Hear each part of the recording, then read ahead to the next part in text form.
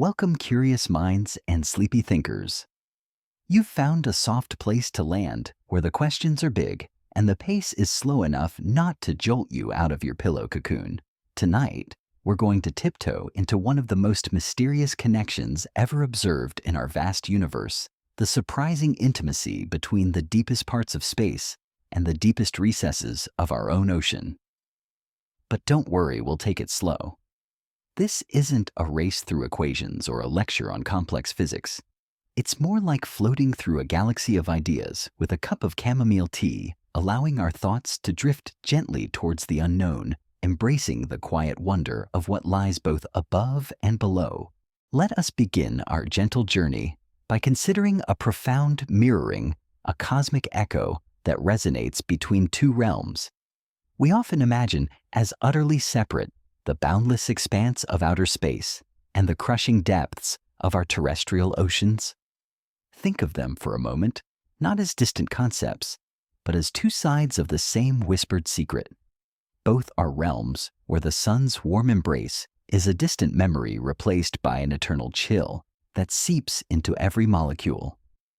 Imagine a deep velvet curtain drawn across the sky or across the surface of the water, shutting out the comforting light of day. In these dark theaters, vision becomes a luxury, and our other senses perhaps would sharpen, attuning to vibrations and subtle shifts we often overlook in our brightly lit world. In these profound places, the air we breathe, the very essence of our survival on the surface, is utterly absent. In the vacuum of space, your breath would simply dissipate, a fleeting ghost in the cold. In the abyssal plains of the ocean, the water itself presses in a dense, unwavering embrace that would steal the breath from your lungs if you dared to venture without protection. This absence of air, this fundamental condition, transforms these environments into alien landscapes utterly inhospitable to the tender vessels of our human bodies. It's as if nature has drawn a firm boundary, whispering, "Beyond here, the rules are different." And then there is the pressure, an invisible, relentless force that defines these extremes. In space, it is the absence of pressure, the vast, empty void, that is the danger threatening to expand our delicate forms until they burst. It is a subtle, insidious pull, like being stretched by invisible hands. Deep in the ocean, it is the opposite, a monumental, suffocating weight, columns of water piled high, pressing in from every direction with a force so immense it could flatten a house or indeed the very cells that make up our being. Imagine carrying the weight of 100 elephants on your shoulders, and then 1,000, and then 10,000. It is a pressure that transcends mere weight. It is a fundamental redefinition of what it means to be compressed, to be held in an unyielding grip. Yet both scenarios offer a strange dance with gravity. In space, we experience the freeing ballet of weightlessness, a liberation from the constant pull of our home planet. Every movement is a glide, every object a floating companion. It is a dream of boundless freedom, a release from earthly tethers.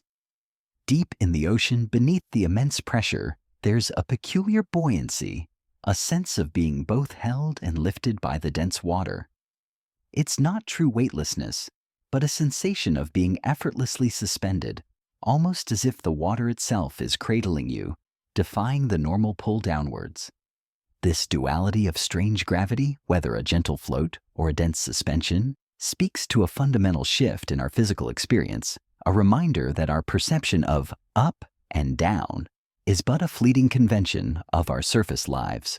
But perhaps the most captivating connection, the one that truly stirs the soul, lies in the vast unexplored mysteries that both realms hold close. Our oceans, even after centuries of seafaring and scientific inquiry, remain largely unmapped, their deepest canyons and trench floors as alien to us as the surface of a distant exoplanet. What wondrous, light-bending creatures might lurk in those ink-black waters, creatures whose forms and behaviors defy our wildest imaginations? What ancient secrets do the sediments hold, stories of Earth's deep past, etched in layers of mud and rock? It is a realm teeming with life we have never seen before, a vibrant hidden world that continues to surprise and confound us with every fleeting glimpse. And space, of course, is the ultimate canvas for the unknown. Who can truly say what wonders, what forms of existence, what fundamental laws of physics yet undiscovered might reside in its unexplored corners? Is there other life, perhaps, mirroring the strange and resilient creatures of our own deep seas, thriving in environments we can barely conceive? Or are there entirely new forms of phenomena, cosmic ballet dancers whose movements shape galaxies and stars in ways we are only just beginning to comprehend? Both are vast whispering libraries of the unknown, beckoning us with the quiet promise of revelation, if only we are patient enough and brave enough to listen. This shared tapestry of cold darkness, immense pressure, and profound mystery is what initially caught many off guard, including myself. When the news gently drifted in that NASA, the very acronym synonymous with rockets and stars, had begun to turn its inquisitive gaze towards exploring the Hadal zones, those deep, almost mythical trenches hidden within our own Earth's oceans. It felt like a curious misdirection, didn't it? NASA, after all, is the keeper of the cosmos, the architect of our journey to other worlds. Why then would they dive headfirst into the very waters beneath our feet, into the deepest parts of our own blue marble? What could they possibly be doing miles under the surface of our home planet, when their mission has always been to reach for the heavens? It was a question that lingered, a gentle puzzle for the mind. This unexpected pivot, this turning of the telescope downwards instead of upwards, hinted at a deeper, more profound connection. It suggested that perhaps the skills, the technologies, and even the mindset required to navigate the vacuum and radiation of space might, in fact, be profoundly similar to those needed to brave the crushing pressures and the impenetrable darkness of the deep ocean. It was a realization that painted a new kind of map, one where the boundaries between outer and inner exploration began to softly blur. Suddenly, the deep sea became not just another scientific frontier, but a vital training ground, a proving place, a terrestrial twin to the cosmic void. Imagine, if you will, the sheer scale of this challenge. We speak of mapping worlds, of charting the dusty plains of Mars, with intricate, robotic explorers sending signals across unimaginable distances to paint a picture of another planet's face. And yet, when we turn our attention to the vast, watery expanse of our own Earth, we find ourselves in a curious predicament. For all our advanced satellites that peer down from orbit, for all our sophisticated submersibles that probe the upper layers, we have astonishingly mapped more of the surface of Mars than we have of the terrain beneath our very own oceans. It's a humbling thought, isn't it? That a place so intimately connected to us, so fundamental to our planet's identity, remains a largely uncharted wilderness. This stark contrast serves as a gentle reminder of the immense challenges that both deep sea and deep space exploration present. The tools and techniques required to survive and observe in these environments are pushed to their absolute limits. In space, it's about enduring extreme temperatures, relentless radiation, and the vacuum's silent pull. In the deep ocean, it's about resisting unimaginable pressures, navigating in perpetual darkness, and coping with crushing cold.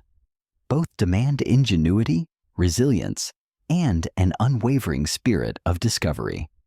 And it is precisely this shared set of extreme conditions, these overlapping demands on human and technological innovation, that begins to illuminate why NASA, with its celestial ambitions, found itself drawn to the terrestrial abyss.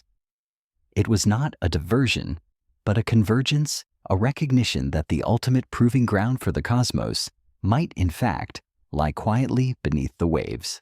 The exploration of these two seemingly disparate realms, the cosmic and the oceanic, also speaks to a deeper human desire, the urge to know, to understand, to pierce the veil of the unknown.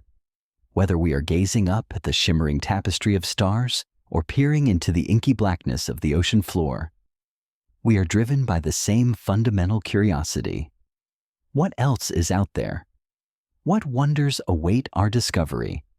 What answers might these silent ancient places hold about the very nature of existence, about life's tenacious grip, and about our own place in the grand unfolding story of the universe. This quiet fascination with the unexplored, with the boundaries of our knowledge, draws us ever onward. It's a gentle pull, like the moon upon the tides or the gravity of a distant star, silently guiding our quest. And as we consider these profound connections, these echoes between the deepest blue and the deepest black, we begin to feel a sense of unity, a quiet harmony in the grand symphony of discovery. It's a comforting thought, perhaps, as we drift toward slumber, that the universe, in all its immense and varied forms, holds a continuous interwoven narrative waiting patiently for us to decipher its whispers. We are not merely observers of these realms. We are participants, our curiosity a tiny flickering flame against the vastness, yet capable of illuminating unimaginable wonders. Let us now drift into the whispers of history, a quiet unfolding of understanding that began long before our modern instruments could pierce the veil of the deep. It was in the year 1957, a mere 12 months before the very birth of NASA, that a paper quietly published by the Journal of the Royal Society of Arts made a rather startling claim. It suggested with a soft certainty that the deep oceans cradled over 2/3 of the very surface of our world. Imagine that for a moment, 2 out of every 3 steps you might take across the globe would be on a thin crust with miles of unexplored water stretching beneath. And yet, the paper continued with a hint of quiet astonishment. More was known about the shape and the gentle undulations of the moon's surface than was known about the bottom of our own Earth's ocean. This was a profound statement, wasn't it? It painted a picture of a world where our gaze had turned upwards, captivated by the silver orb in the night sky, while the vast, dark expanse beneath our own waves remained a forgotten continent. This observation, this quiet acknowledgement of our ignorance, was a gentle reference to a time when the world moved at a different pace, a world before the common hum of echo-sounding technology began its patient work of mapping the seafloor. Before this ingenious invention, our knowledge of what lay beneath the waves was a mere guess, a collection of whispered tales and vague charts. We simply did not know much about the topography, the hills and valleys, the mountains and plains of what truly lay down there. It was as if we lived on the surface of a magnificent, shimmering blue marble, completely unaware of the intricate, hidden architecture of its core. But time, like the ocean currents, moves ever onward. We have certainly come a long way since those days, haven't we? Our tools have sharpened, our vision has extended. We have, with remarkable precision and persistent effort, indeed mapped the moon. Our satellites, like tireless sentinels, have orbited, and our telescopes, like watchful eyes, have peered, tracing every crater, every mare, every peak and valley on its face. The moon, once a distant enigma, has revealed its surface to us, becoming a familiar, if still mysterious, neighbor. Yet here is where the quiet irony resides, a gentle twist in our journey of discovery. While we have embraced the lunar landscape with such thoroughness, we have still, in the grand tapestry of our own planet, only mapped a mere 23.4% of the ocean floor in high resolution. Think of that number, a tiny fraction of the immense watery world that surrounds us. It's a testament to the sheer scale of the challenge, to the profound depths and the crushing pressures that stand as silent guardians over these unexplored realms. It's as if we've merely dipped a toe into a vast uncharted sea, our understanding still largely confined to the shorelines. Now, in fairness, we must acknowledge the immense scale of that 23.4%. It represents an area of some 120 million square kilometers, a territory so vast it is roughly 3 times the surface area of the moon. So in that sense, the old saying, the one that lamented our greater knowledge of the moon, no longer holds entirely true. Our deep-sea mapping, though incomplete, has certainly revealed a colossal expanse. This is why perhaps we now often turn our comparisons to another familiar yet distant world, Mars. Its surface area clocks in at a respectable 145 million square kilometers, a comparable, yet still more extensively mapped celestial body. But even with these numbers, with these vast stretches of mapped ocean, there remains a profound echoing gap in our knowledge of our own world. It is a quiet chasm, a mysterious void right beneath our feet, brimming with potential secrets and undiscovered wonders. It speaks to the enduring challenge of exploring environments that are fundamentally alien to our surface-dwelling forms, places that demand not just curiosity, but also immense technological ingenuity and an unwavering patience.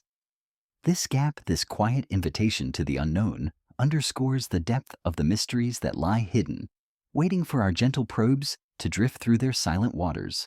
It was into this backdrop of nascent space exploration and profound oceanic ignorance that NASA, the very entity that would later turn its gaze downwards, was quietly founded in 1958. Its purpose was clear, etched in the early ambitions of a nation reaching for the stars to expand human knowledge of phenomena in the atmosphere and in outer space, and to develop the vehicles and technologies that would help them to do so. The mandate was outward, heavenward. Exploring the ocean, that vast watery realm beneath the clouds, was simply not on their radar, or their sonar as it were. Their focus was on the ethereal dance of satellites, the fiery ascent of rockets, and the quiet mysteries of the cosmos. Yet the currents of inquiry, like the slow deep movements of the ocean itself, can shift. And so decades later in 1978, a subtle yet significant change began to unfold. NASA, the space agency, took a tentative yet determined step towards the vast blue expanse of our own planet. They began monitoring the ocean not with submersibles at first, but with their first dedicated oceanographic satellite, a sentinel in the sky named CSAT. This orbiting eye was capable of collecting an astonishing array of data. The gentle caress of sea surface wins the subtle warmth of surface temperatures, the undulating rhythm of wave heights, and a myriad of other features that painted a vibrant, ever-changing portrait of our planet's watery veil. CSAT's patient vigil from above began to unlock new understandings, much like a quiet conversation, gradually revealing the depths of a soul. It helped NASA learn more about our planet's oceans, not just as isolated bodies of water, but as dynamic, interconnected systems profoundly impacting the global climate. The oceans, it became clear, were not merely a backdrop to our lives, but an active breathing part of Earth's grand climatic engine. This subtle shift, this expansion of NASA's vision from the cosmic to the global, marked a quiet turning point, a recognition that understanding our home world in all its intricate complexity was a vital stepping stone to understanding the universe beyond. Still, for all the valuable data gathered by CSAT, some of NASA's most exciting forays into the ocean depths, the ones that truly began to blur the lines between exploring other worlds and understanding our own, only truly began at the turn of the new millennium. It was as if a new wave of thought gently rolled in, carrying with it a fresh perspective on how the mysteries of our deep blue could illuminate the pathways to the deep black of space. The idea, once a faint whisper, began to take on a quiet, compelling resonance. The sea, in its profound otherworldliness, could somehow prepare our astronauts, our brave pioneers of the cosmos, for the daunting challenges of space. It was an elegant thought, a recognition that the ultimate proving ground for the human spirit might lie not just in the vacuum of space, but also in the crushing embrace of our own planet's silent depths. This connection, this gentle dance between two extremes, began to reveal itself in unexpected ways. One of the most tangible and beautiful manifestations of this idea was through simulated space experiences conducted not in a high-tech vacuum chamber, but deep beneath the waves. Imagine a place hidden away from the bustling world, where the very act of breathing requires an intricate system, where every movement feels different, and where the sense of isolation is profound. And so we arrive at a truly remarkable place, a unique jewel nestled beneath the cerulean waters. About 8.7 kilometers off the gentle shores of Key Largo in Florida lies the world's only undersea research laboratory. Its name, Aquarius Reef Base, whispers of its purpose, a harmonious blend of the aquatic and the scientific. Built in the distant year of 1986, it is a small, unassuming habitat, a cozy cocoon with just 3 rooms. Yet within its modest confines, it is large enough to house 6 people, at a push a testament to efficiency and the quiet intimacy of life in confined spaces.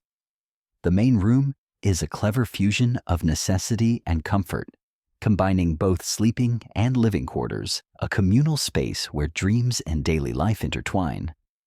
Then there is an entry dock, a gateway to the outside world, a threshold between the pressurized warmth within and the cool, watery embrace without. And finally, a wet porch, a practical space for entering the sea around it, a direct conduit to the ocean's gentle giants and vibrant ecosystems.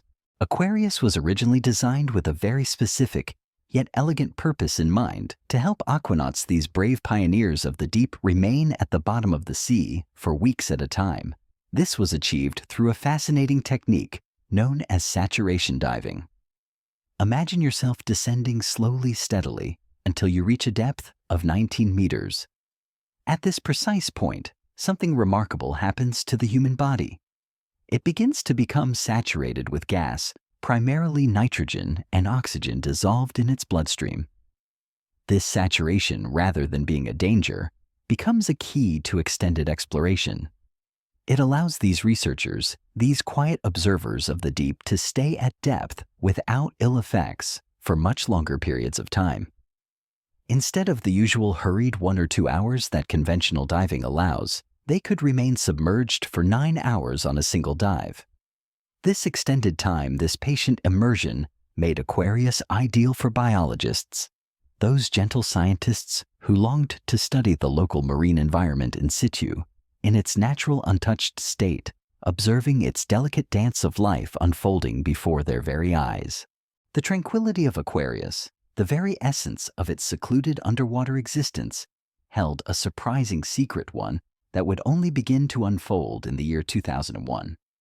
It was then that NASA, that beacon of cosmic ambition, along with other esteemed space agencies, such as the European Space Agency, or ESA, gently realized something profound. This unique undersea laboratory, with its compact living conditions and its isolated, demanding environment, made a truly magnificent space training location. It was a revelation, a quiet understanding that the challenges of the deep blue could, in an unexpected twist, perfectly mirror the challenges of the deep black. The cramped living conditions within Aquarius, the necessity of close quarters and shared spaces, were remarkably similar to those found on the International Space Station. Imagine a small self-contained world, a metallic cocoon, orbiting hundreds of miles above, where every inch of space is precious and every breath is recycled. This mirrored environment meant that astronauts who spent a week at Aquarius Reef Base would gain a vital taste, a soft preview of what life would truly be like up there in the silent, star-dusted solitude of orbit. It wasn't just about physical confinement. It was about the mental fortitude required, the intricate dance of human interaction in a limited sphere, the quiet discipline of managing resources and personal space. Beyond the mere physical mimicry, Aquarius also provided an invaluable opportunity for these future cosmic travelers to practice performing experiments. In the low light and dense water, with the ever-present hum of the life support systems, they could hone their scientific skills, learning to manage delicate equipment in an environment that pushed the boundaries of their comfort zones. More broadly, it allowed them to generally get used to the expected and, perhaps more importantly, the unexpected aspects of life in a hostile environment. For space, like the deep ocean, is utterly unforgiving, a realm where every contingency must be considered and every improvisation must be precise. The unpredictable shifts in pressure, the sudden malfunctions, the quiet challenges of isolation, all these lessons learned gently under the sea could be applied with profound relevance to the vast, cold embrace of space. It was in that same pivotal year 2001 that NASA, with its characteristic vision and foresight, officially began the NEMO program. The name itself, NASA Extreme Environment Mission Operations whispered of its ambitious purpose to push the boundaries of human endurance and technological capability in the most challenging of settings. And true to its spirit, the program immediately began sending its astronauts to the Aquarius habitat, transforming these explorers of the sky into temporary pioneers of the deep. Since then, with a quiet determination, there have been 23 NEMO missions each, a carefully orchestrated immersion into the alien embrace of our own ocean. These missions have been a testament to international collaboration, merging astronaut crews from a variety of different space agencies, weaving together threads of expertise and camaraderie from across the globe. Some of these immersive experiences have lasted up to 3 weeks, an extended period of quiet contemplation and rigorous training in the solitude of the deep. During their time beneath the waves, these astronauts, these brave voyagers of the cosmos, truly became aquanauts, embracing their temporary aquatic identities. They had the extraordinary chance to don deep space suits, not in the vacuum of a testing facility, but in the dense living water. This unique experience allowed them to get a tangible taste, a real sense of what spacewalks might be like outside of our planet. Imagine the quiet struggle against resistance, the slow, deliberate movements, the careful management of tools in an environment that constantly challenges your equilibrium. The buoyancy of the water, though different from zero gravity, offered a profoundly useful approximation, training their muscles and their minds for the strange ballet of extraterrestrial activity. These gentle yet rigorous trials beneath the ocean were quietly yet powerfully readying them for that momentous day when humans would return to the moon. Or perhaps, with a whispered promise, go to Mars, their steps confident and their spirits prepared by the depths of their own home world. Yet this gentle preparation of astronauts for the vastness of space was not the only purpose NASA discovered within the ocean's embrace. Perhaps, and this is a quiet thought worth holding on to, the most significant training occurring in these terrestrial depths was not for the human voyagers, but rather for the silent, tireless machines that would one day embark on journeys to visit the largest oceans outside of planet Earth. It's a beautiful thought, isn't it? That the training ground for exploring alien waters might in fact be found in the familiar currents of our own. So let us now venture deeper, our minds drifting from the gentle lapping of terrestrial waves to the icy shadowed realms of alien seas. Our solar system, this grand cosmic neighborhood we call home, harbors many large oceans beyond our own vibrant blue planet. They lie hidden, cloaked beneath thick layers of ice, their presence a whispered secret only recently confirmed by our ever-improving instruments. Think of Jupiter's moon Europa, a celestial pearl orbiting its gas giant parent, and Saturn's moon Enceladus, a smaller yet equally intriguing icy world. These are but two examples, quiet giants in our cosmic backyard, both holding significant bodies of water beneath their kilometer-thick icy surfaces. Consider Europa for a moment, a moon that, despite being a mere 1/4 of Earth's diameter, is believed by scientists to hold an astonishing amount of water, twice as much as all of our oceans combined. Imagine that, a moon no bigger than our own modest moon, yet cradling a global ocean so vast it dwarfs our terrestrial seas. This is an intriguing concept, a silent promise of potential, for even though no sunlight can possibly penetrate down to those profound depths, the delicate mixture of liquid water bordering a rocky inner crust would make both Europa and Enceladus ideal candidates for life.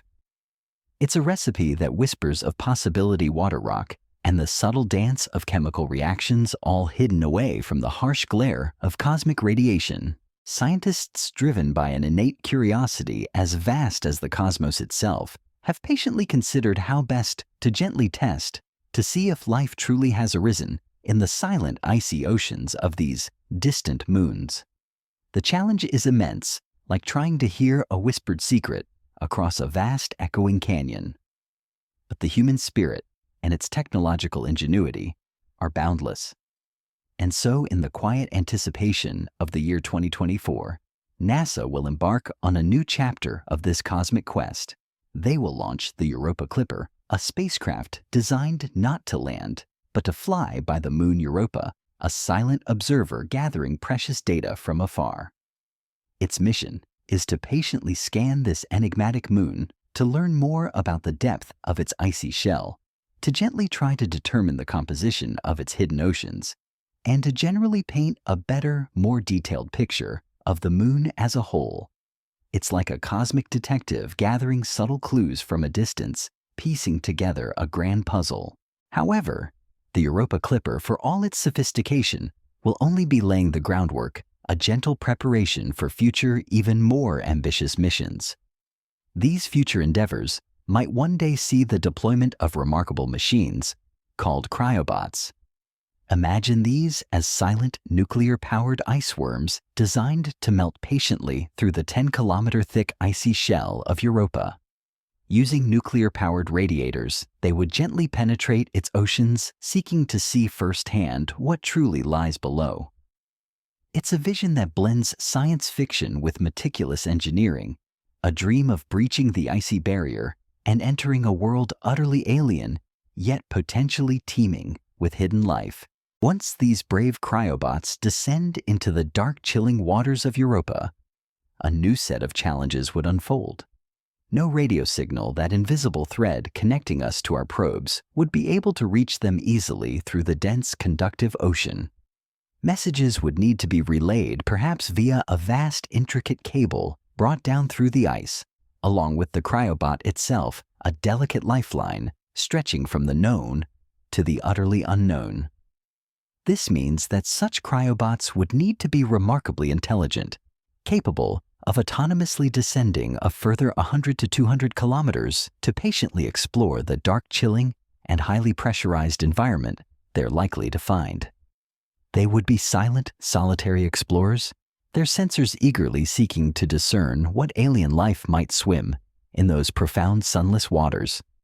It's a testament to the quiet trust we place in our machines, sending them into realms where our own bodies cannot yet follow. So with a mission objective, a quiet whisper on the horizon, to explore deep dark waters in search of never-before-seen life, what better place to begin our humble preparations than the unexplored oceans we already have at home? It's a profound logic, a gentle turning inward to prepare for the outward journey. The deepest parts of the oceans on Earth are, in comparison to Europa's vast sea, only 11 kilometers deep. Yet here is a surprising connection, a subtle echo that defies our initial assumptions due to the gravitational differences between Europa and Earth. The pressure you'd experience between the two is much more comparable than you might think. It's a reminder that the universe often holds unexpected symmetries, subtle links that tie distant realms together. Europa's 100-kilometer deep ocean, a world of water vastly larger than our own, is thought to have a hydrostatic pressure ranging between 130 to 260 megapascals. To put that into a terrestrial context, if that same pressure existed in an ocean on Earth, it would equate to a mind-boggling depth of around 13 to 26 kilometers. This is much better than if you'd had to go hundreds of kilometers down on Earth, a small mercy in the face of such immense forces. But let us be clear, it is still no picnic. The pressure at the bottom of the Mariana Trench, that deepest, quietest place in our own ocean, is an almost incomprehensible 100 times the pressure on the surface. Imagine the weight of 100 large passenger jets piled on a single square inch. That is enough force to utterly crush the individual cells in the human body, to collapse them into oblivion, or to implode most submarines, turning sturdy metal into crumpled foil. And yet here is where the true wonder whispers its profound secret life survives there. And it doesn't just survive, it thrives. This tenacious flourishing of life in the face of unimaginable adversity is a testament to nature's boundless ingenuity, a quiet symphony of adaptation played out in the profound darkness. The deep-sea explorers who ventured into the waters near the Galapagos, armed with specially reinforced, remotely operated vehicles designed to withstand those crushing pressures, were met with an astonishing sight. They were shocked to discover not a barren wasteland, not an empty, lifeless abyss, but thriving ecosystems. Vibrant pockets of existence gathered around the otherworldly glow of hydrothermal vents on the ocean floor.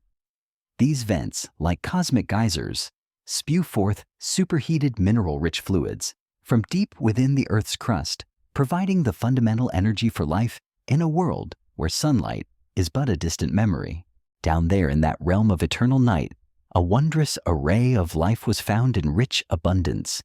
Delicate tube worms swaying gently in the currents, scuttling crabs and fish whose forms seemed to defy the very principles of light and shadow.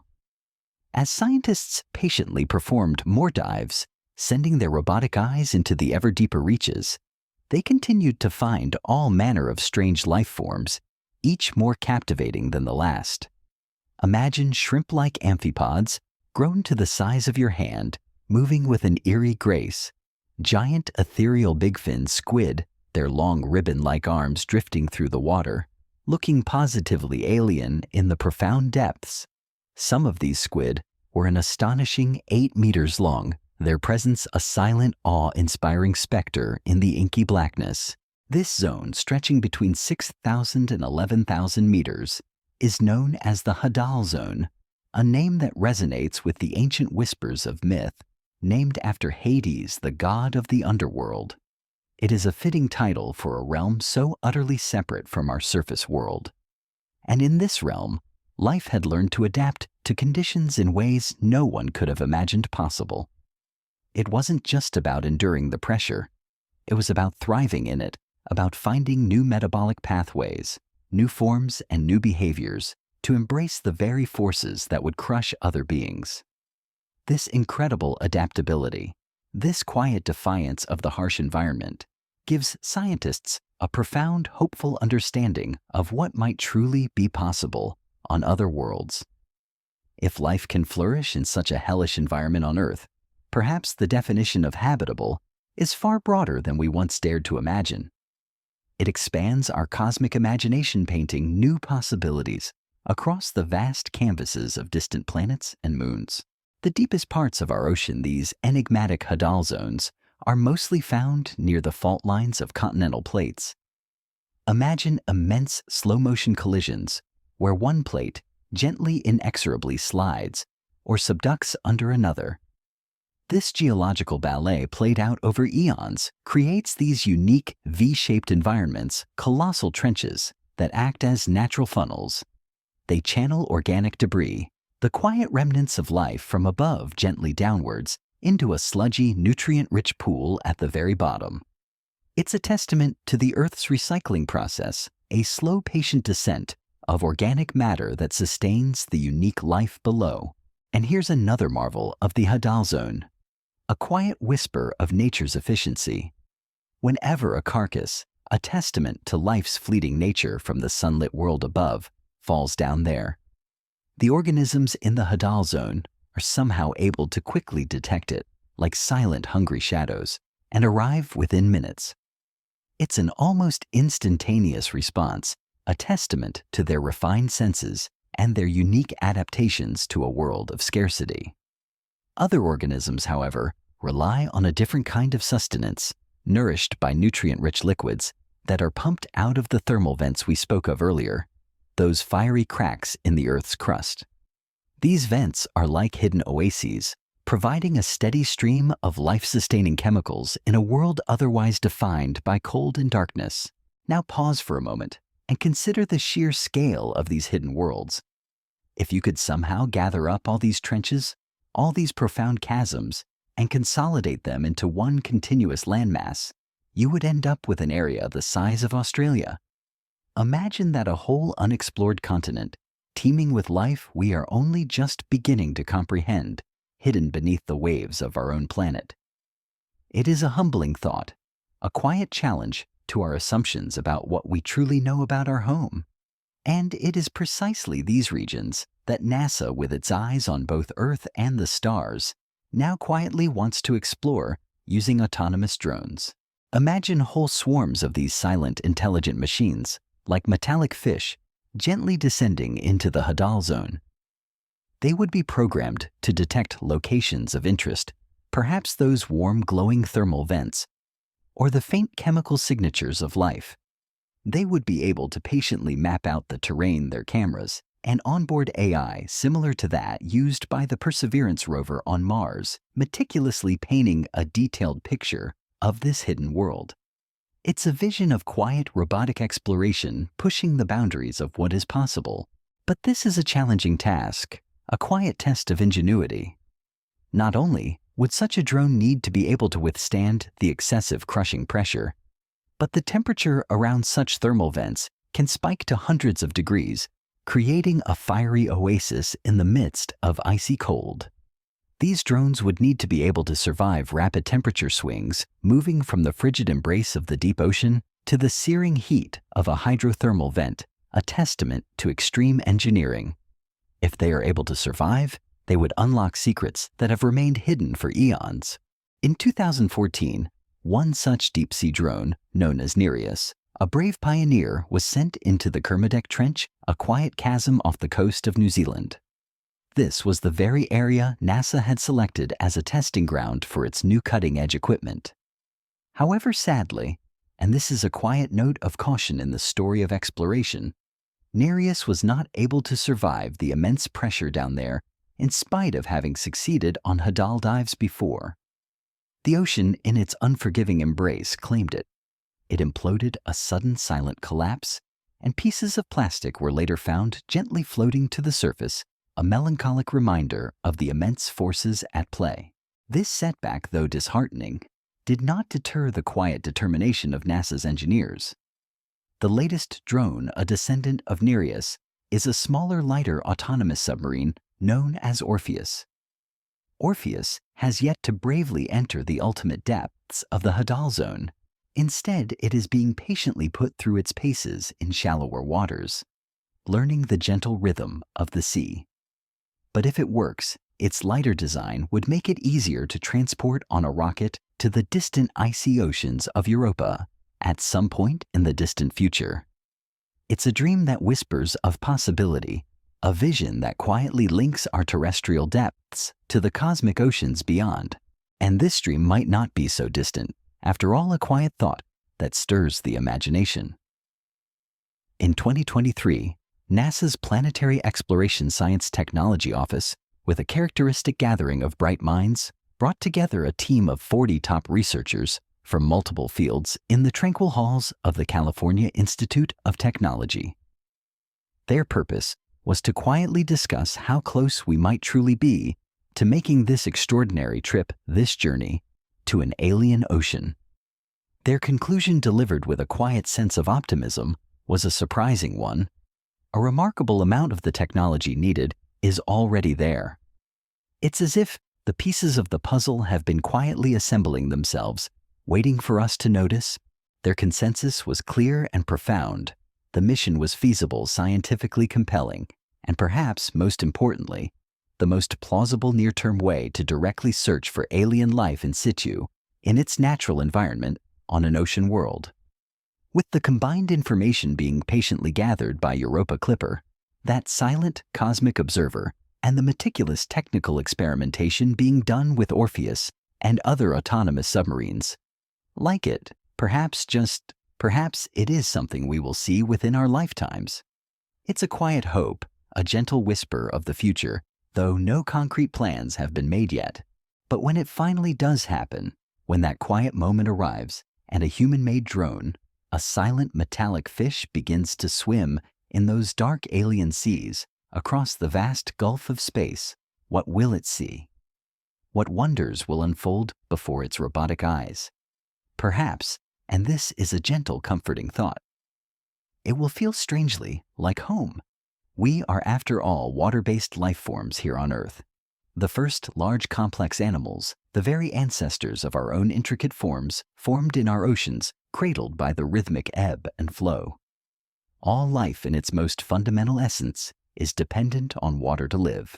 So rather than arid, rocky, and dusty wildernesses, worlds that feel utterly alien to our touch, there will be something strangely soothing about exploring oceans beyond our own. It will be like entering a place we already know a familiar embrace, even though we've never physically been there before. It's a profound recognition of a universal principle: where there is water, there is potential. But what if something truly does lurk in those alien seas? This is the grand question, the quiet, persistent whisper that drives our exploration. Although it's only speculation, a gentle unfolding of possibilities, the sheer fact that this might be true is enough to stir the soul. To discover that life came to exist not once, but twice in just our own solar system would have massive implications. It would redefine our understanding of life's prevalence in the universe as a whole. It would mean life is likely abundant, a cosmic tapestry woven with countless threads of existence, and we ought to be ready to see a lot more of it out there. It's a vision that expands our sense of belonging, making the vast universe feel a little less lonely. But proving it, that is the challenge, the quiet mountain we must patiently climb. Only by perfecting the technology here on Earth, by understanding the profound depths of our own oceans, will we be able to crack open those frozen shells, enter those inky depths, and find the definitive answers we seek. For NASA, the journey, their mission to find life in our solar system, truly begins in our oceans, a gentle paradox that brings the cosmic quest back home. The universe, in its raw, unfiltered truth, is a harsh, often brutal place. Imagine solar winds, like invisible gales sweeping through the vast emptiness, carrying particles that could strip away the delicate atmospheres of worlds. High radiation, a silent, pervasive hum, bathes everything in its energetic embrace, capable of breaking apart the very building blocks of life. And then there are the extremes of temperature and pressure conditions that would instantly annihilate most of what we consider familiar. It is, for the most part, a realm largely inhospitable to the tender forms of life as we know it, a cosmic wilderness where survival seems an impossible feat. And yet here we are, breathing, thinking, wondering. Life in its quiet tenacity found a way. It is in the gentle rustle of leaves, in the intricate dance of cells within you and within me. It is a profound mystery, isn't it? How amidst such cosmic adversity, this fragile, intricate phenomenon could take root and flourish. Perhaps there is no quest more epic, no journey more profound than the search for life beyond our beautiful blue home. It is a yearning that resonates deep within us, a desire to know if we are truly alone, or if there are other echoes of existence, other stories unfolding across the vastness. But scanning the night sky for possible neighbors, like most things in astronomy, comes with its own unique set of quiet challenges. Imagine gazing into an infinite, star-dusted tapestry, trying to spot a single invisible thread. Where could they be? Are they hidden behind swirling nebulae, nestled in the quiet arms of other galaxies? Or perhaps closer than we imagine, just beyond the reach of our current sight? And what would they even look like? Would they be shimmering beings of light, or intricate forms of matter, utterly unlike our own? The possibilities are as boundless as the cosmos itself, each a whisper of imagination. And then a deeper, more contemplative question arises. Should we even look for them? Is there wisdom in reaching out into the silence, or should we simply listen, allowing them to make the first whisper? Are they in turn looking for us, their gaze perhaps sweeping across our own tiny blue beacon in the cosmic night? These are not questions easily answered, but they are questions that gently stir the soul, reminding us of the profound implications of our cosmic search. One of the things that makes the search for alien life particularly tricky, a quiet puzzle for our keenest minds, is that we don't know exactly what we're looking for. Our understanding of life is by necessity rooted in the singular example we have, life on Earth. But is our experience a universal blueprint, or merely one of countless possibilities? To widen our gaze, to expand our understanding of what life could be, scientists turn their gentle attention to the most ancient forms of life on Earth. By studying these primordial survivors, these echoes of our planet's distant past, scientists can begin to get a clearer idea of the kind of organisms that are most likely to be out there thriving. In conditions that might seem utterly alien to us, this journey into Earth's deep past becomes a quiet guide for our future cosmic explorations. I am Alex McColgan, and you're watching Astrum. Join me today as we gently uncover how scientists actually hunt for alien life, delving into the unique characteristics of Earth's earliest life forms and exploring the surprising role these ancient microbes play in guiding the quest to answer that eternal whispering question. Is there anybody out there? It's a profound inquiry, isn't it?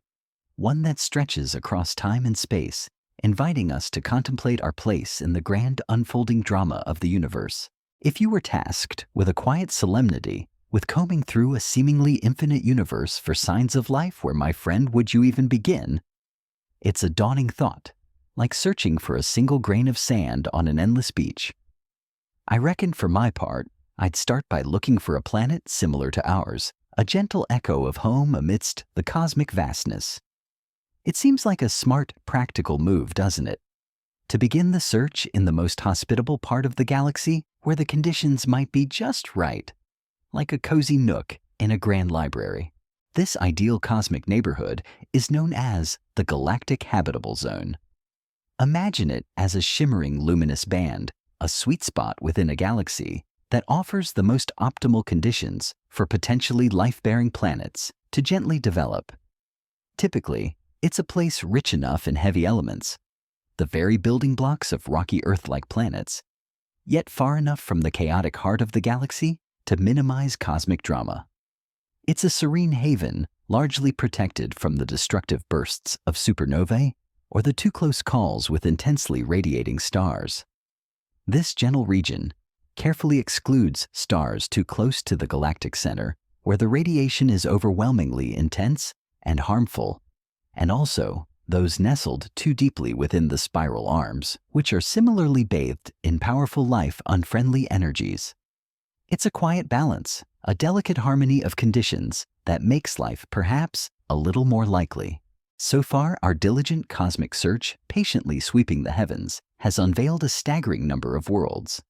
We've discovered 5,539 exoplanets each, a unique celestial body of all different shapes, sizes, and compositions. It's like finding a treasure trove of possibilities, each one a potential home for some form of existence.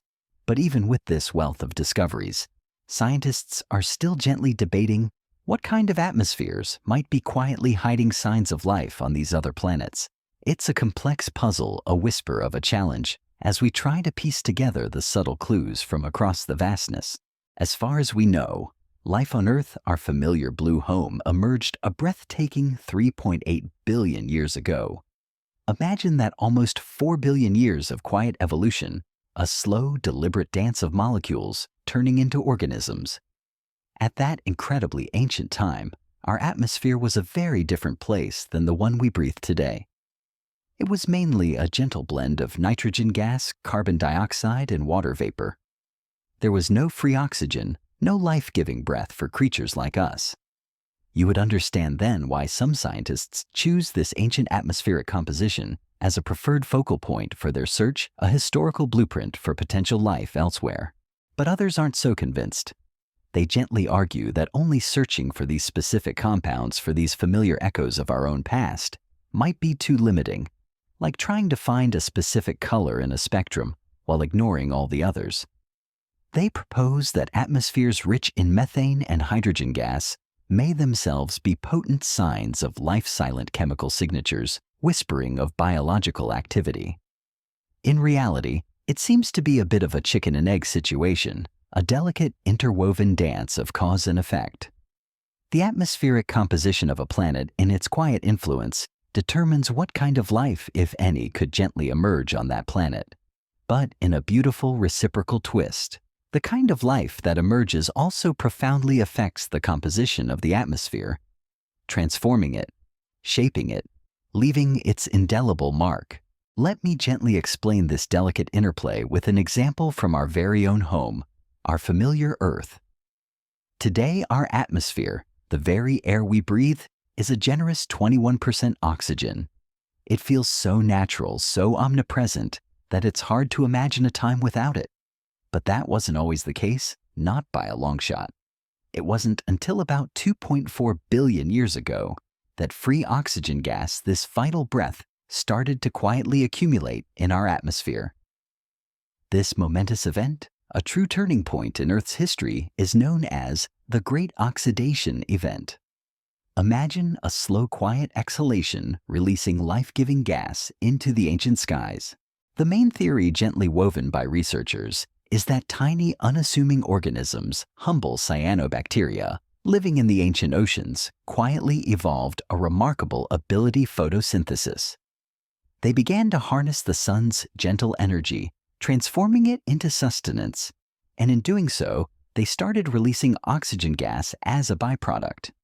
And they did so with such quiet efficiency, such relentless abundance, that this oxygen accumulated faster than it could react with other compounds in the environment. Eventually, this excess oxygen gently evaporated from the oceans, like morning mist, rising and drifted into the atmosphere slowly but surely, replacing the methane that was already there.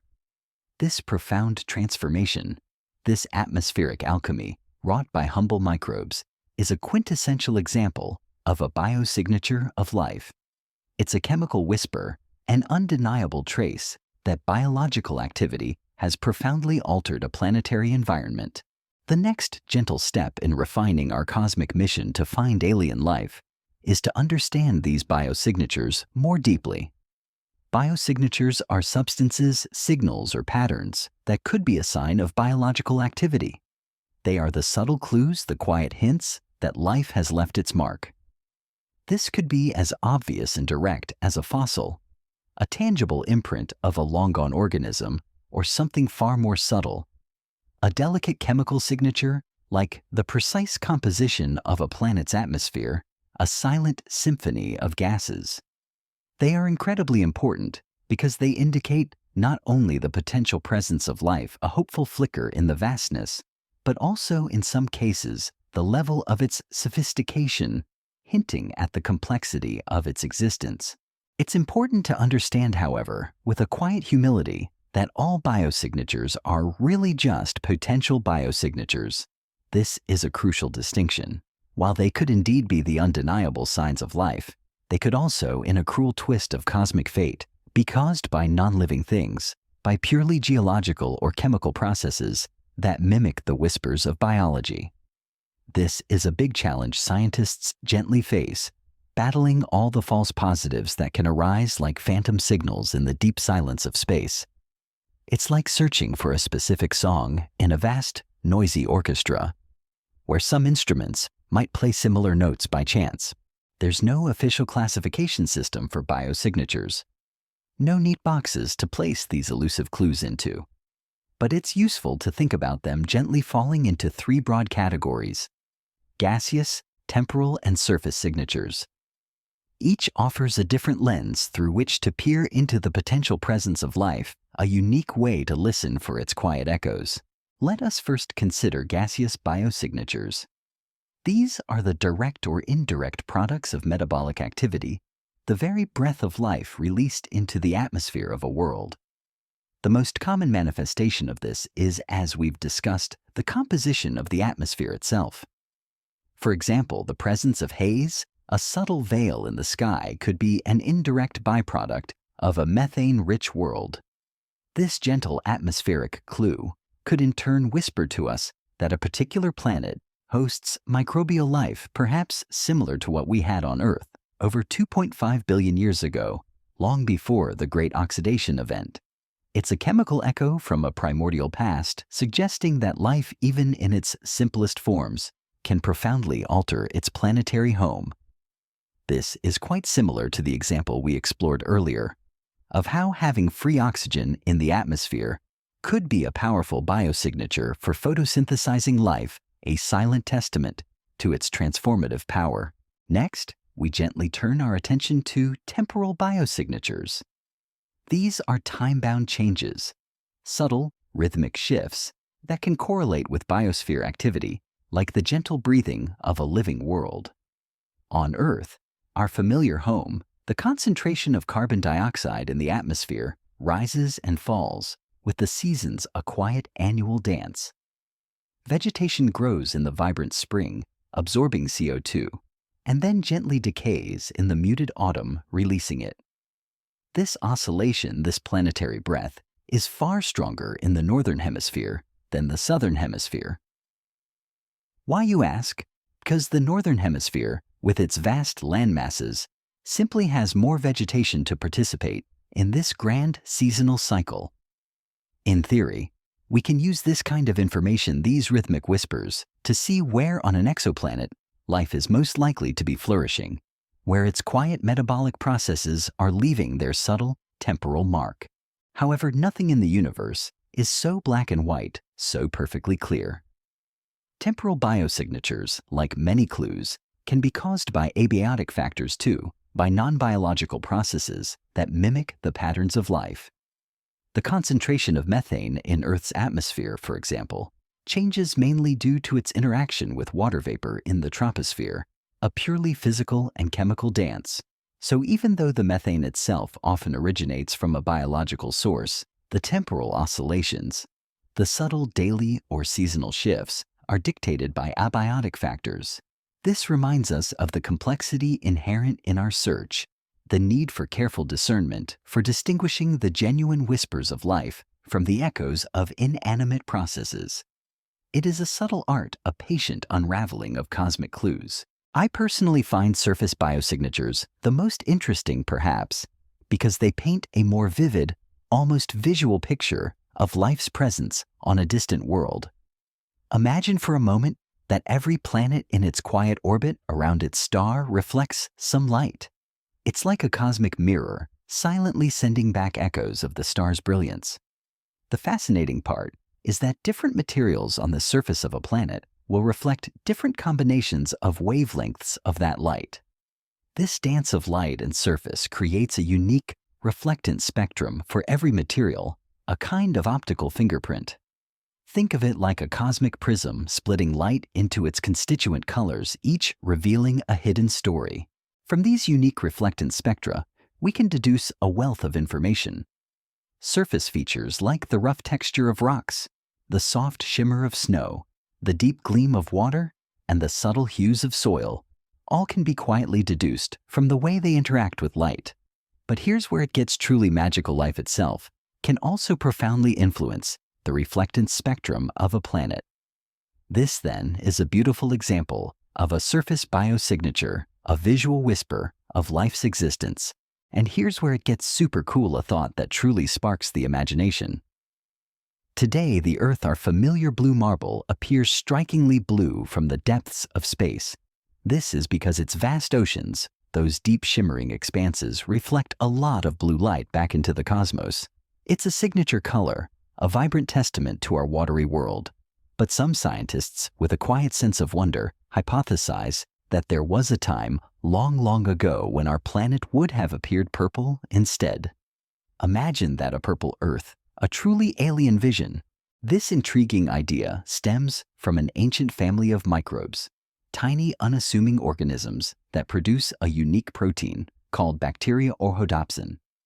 This remarkable protein possesses an extraordinary ability. It can create energy without needing a carbon source, something even plants with all their photosynthetic prowess cannot do in the same way. It quite literally just turns sunlight into metabolic energy that the cells can use, a simple, elegant process. It is thought to be one of the simplest and earliest bioenergetic processes to have developed on Earth, a quiet testament to life's primordial ingenuity. But why, you might ask, would this humble protein make Earth appear purple? Bacteria orhodopsin contains a pigment that, in its very essence, reflects a lot of purple light. This gives its cell membrane a distinctly purple hue. So if an early Earth, long before the green of photosynthesis dominated, had oceans teeming with this organism, a vast, silent bloom across the globe, it would have turned the whole planet visibly purple. It's a delightful thought, isn't it? To imagine a different colored Earth, a planet painted in the soft, mysterious shades of lavender and violet. While it's just a bit of fun to imagine a purple Earth, a fleeting mental image, the implications of this theory are profound. It suggests that these microbes and others like them could be a very useful surface biosignature for exoplanets. Of course, the reflection of purple light alone doesn't mean much.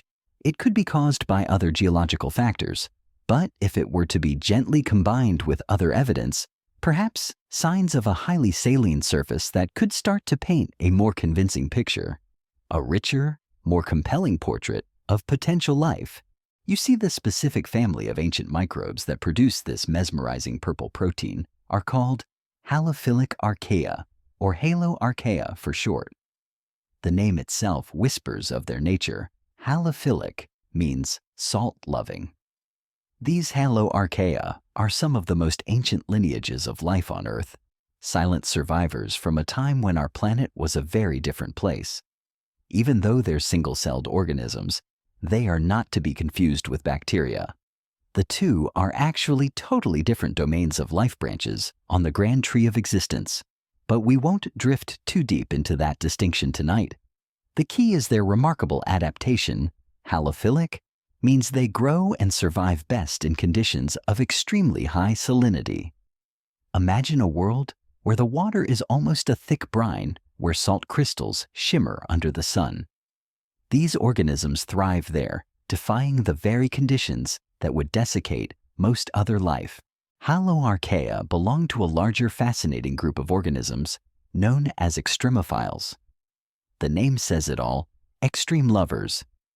Extremophiles are life forms that are able to live in environments that we would consider incredibly hostile, pushing the very boundaries of what we understand life to be capable of. There are lots of different kinds of extremophiles, each a master of survival, well adapted to different kinds of extreme conditions. Imagine organisms that flourish in very high or very low temperatures, where water either boils or freezes solid.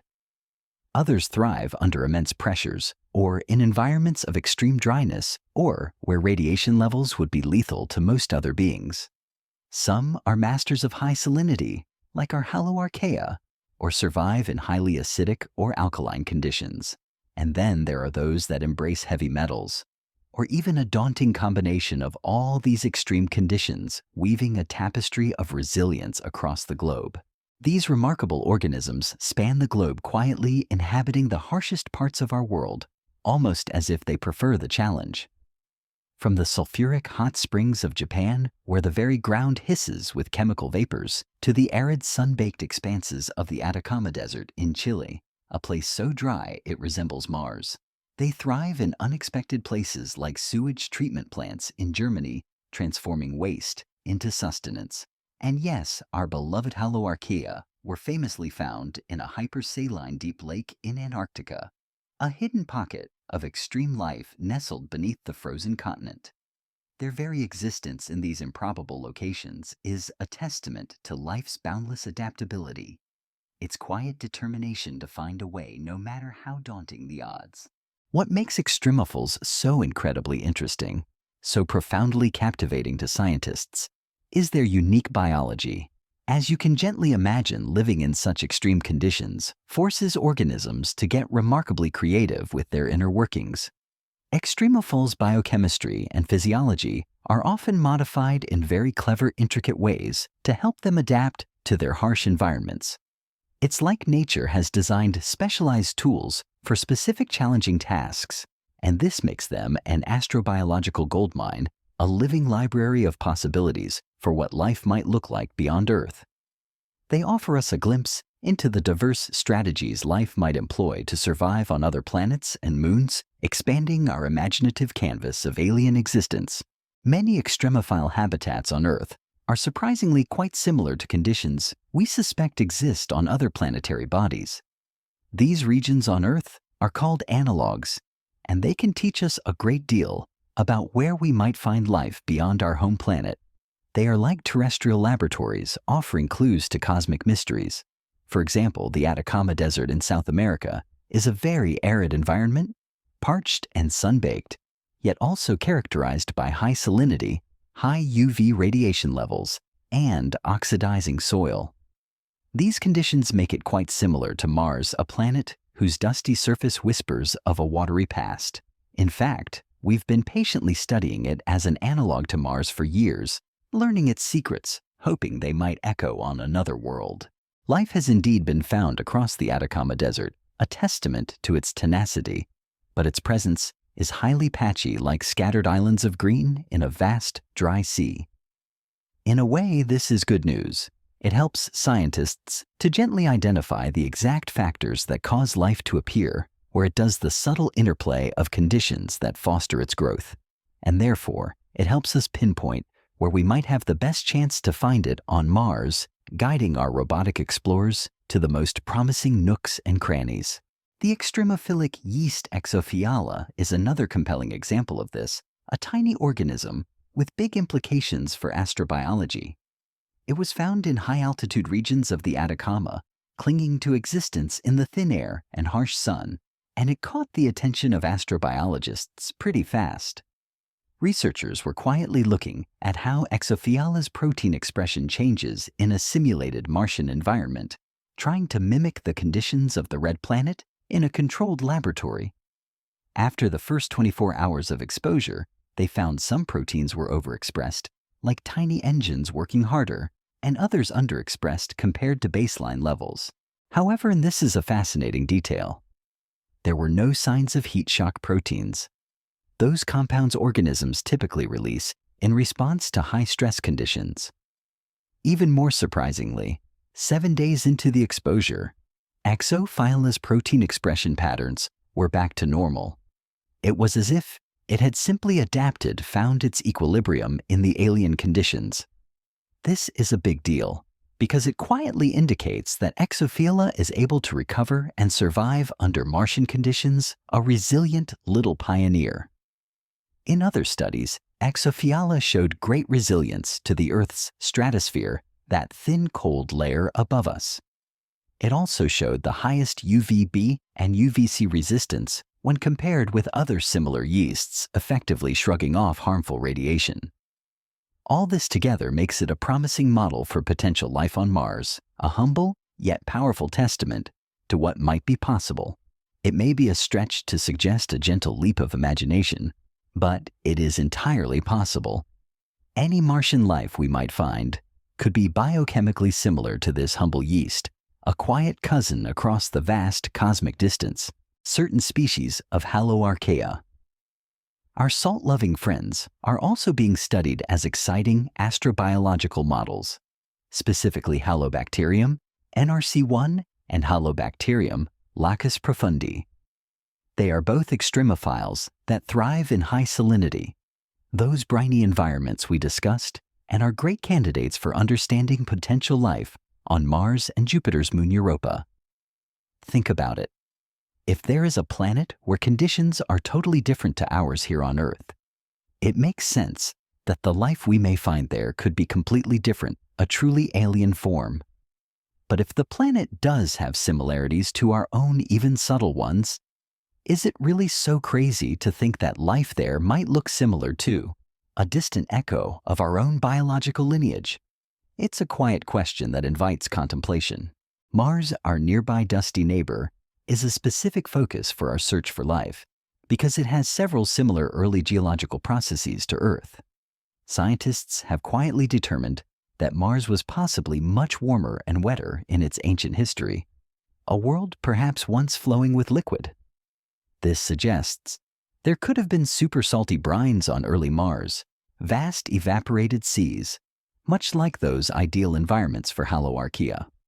Wouldn't it be cool, a thought that makes the mind hum with possibility, if these ancient microbes could have been enclosed in Martian brines, lying dormant all this time, waiting patiently to be discovered? Similarly, Europa is thought to contain salty oceans, vast liquid realms 2 to 3 times the volume of Earth's, hidden below its inhospitable icy surface. This subterranean ocean might also be chemically rich, thanks to a silicate seafloor, providing minerals from rock and surface oxidants, creating a delicate chemical balance. This makes it a great candidate for halophilic life, a quiet invitation for salt-loving organisms to flourish in the sunless depths. In fact, scientists have been patiently testing this theory by gently shooting haloarchaea into space since 1994, quietly testing to see the types of harsh environments they can survive. The first mission involved the gentle ejection of a capsule into low Earth orbit, a brief silent exposure to the vacuum. The short-term exposure results were promising, with the microbes bravely surviving the initial shock. The European Space Agency then designed the EXPOSE facility for medium and long-term exposure experiments on the outside of the International Space Station, a unique laboratory exposed directly to the harshness of space. 3 separate missions were launched in 2008 and another in 2014, patiently testing the survival of various halophilic archaea strains in space. Then, in March 2019, the quiet anticipated results emerged from the EXPOSE Biomex experiment. They reported that microbes from Earth survived an astonishing 18 months of space exposure outside the ISS, suggesting that life in its tenacious whisper could theoretically survive on our neighbor Mars. It's a profound thought, isn't it? That a tiny piece of Earth's life could withstand the cosmic void. Clearly, there's still a lot we don't yet know about these remarkable microbes, a vast ocean of understanding yet to be charted. For a start, they've only ever been studied in isolation alone in their petri dishes or test environments. How would they interact with a wider, more complex environment with other forms of life and intricate ecosystems? All the research so far has focused on sodium chloride, common table salt. But how would these organisms fare in other salts in the unique chemical brews of alien brines? So even though they seem like promising candidates with lots of potential like tiny keys to vast cosmic doors, more research is needed to fully understand their profound implications for astrobiology. It's a gentle reminder that every answer often leads to a multitude of new questions, a continuous dance of discovery. So how does this quiet knowledge, this gentle understanding of ancient microbes turned astrobiological models actually help us in the grand overarching search for life in the universe? It's a profound question, isn't it? One that weaves together the tiniest forms of life on Earth with the most expansive cosmic mysteries. Well within our own solar system, having intimate detailed knowledge of these resilient organisms can directly impact where we gently choose to send our space missions. It's like having a map drawn by life itself, guiding our robotic explorers to the most promising nooks and crannies of distant worlds. Take, for example, the Spirit rover, one of NASA's tireless robotic geologists. It was sent to the Gusev crater on Mars, a vast ancient impact basin, specifically to investigate what was suspected to be an ancient lake. The whispers of water long gone still resonated there. We already had a good deal of evidence for volcanic hydrothermal vents on Mars' silent cracks in the planet's crust where heated water once flowed. But Spirit, in its quiet, diligent exploration, discovered a wealth of new evidence pointing to hot spring activity in Mars' past. Imagine bubbling mineral-rich pools, much like the geothermal wonders we find on Earth. Hot springs, it turns out, are great places to look for biosignatures, because their unique chemical precipitates can preserve ancient cells like tiny time capsules for a very long time. It would be an ideal place, a quiet, promising haven, to find fossils of Martian organisms, if they ever existed there. This gentle connection between Earth's ancient hot springs and Mars' bygone waters highlights the profound insight these tiny microbes provide. Beyond the gentle whispers of our own solar system, far out into the vast starlit reaches beyond the Kuiper Belt, studying extremophiles allows us to better understand the very fundamental processes of how life arises and evolves in the universe. It's like peeking behind the cosmic curtain, catching a glimpse of the universal recipe for existence. Firstly, it can show us what subtle traits to look for in distant planets, those far-off echoes of possibility. Perhaps a certain spectral fingerprint, a unique pattern of light reflected from a planet's surface, or a particular gas, a strange chemical breath lingering in the sky. These extremophiles expand our imagination, painting a broader picture of what forms life might take.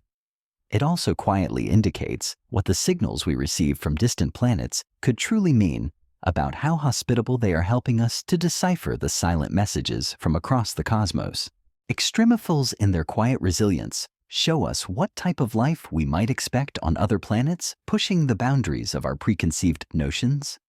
If life is found in such challenging environments on Earth, then perhaps it is far more common, far more tenacious than we once dared to dream. And finally, and perhaps most profoundly, they push back the very limits of life as we know it, redefining what is possible.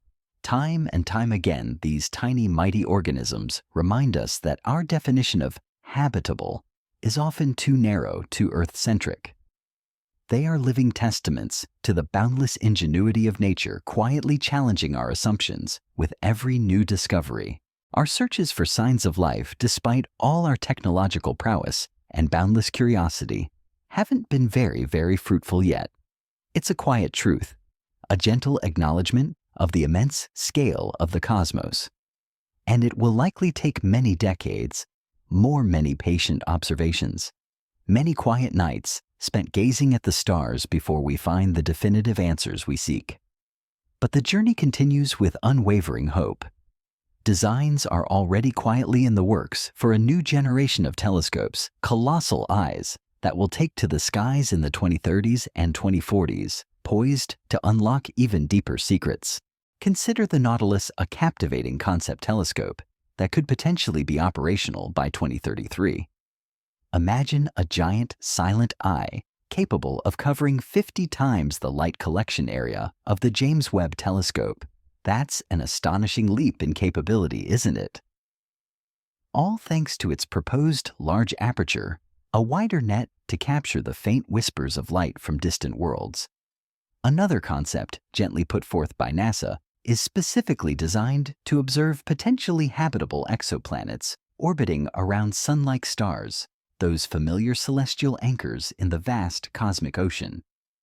This project, known as the Habitable Exoplanet Observatory, or HABEX for short, would patiently look for biosignatures like water and methane, the very chemical whispers of life we've discussed.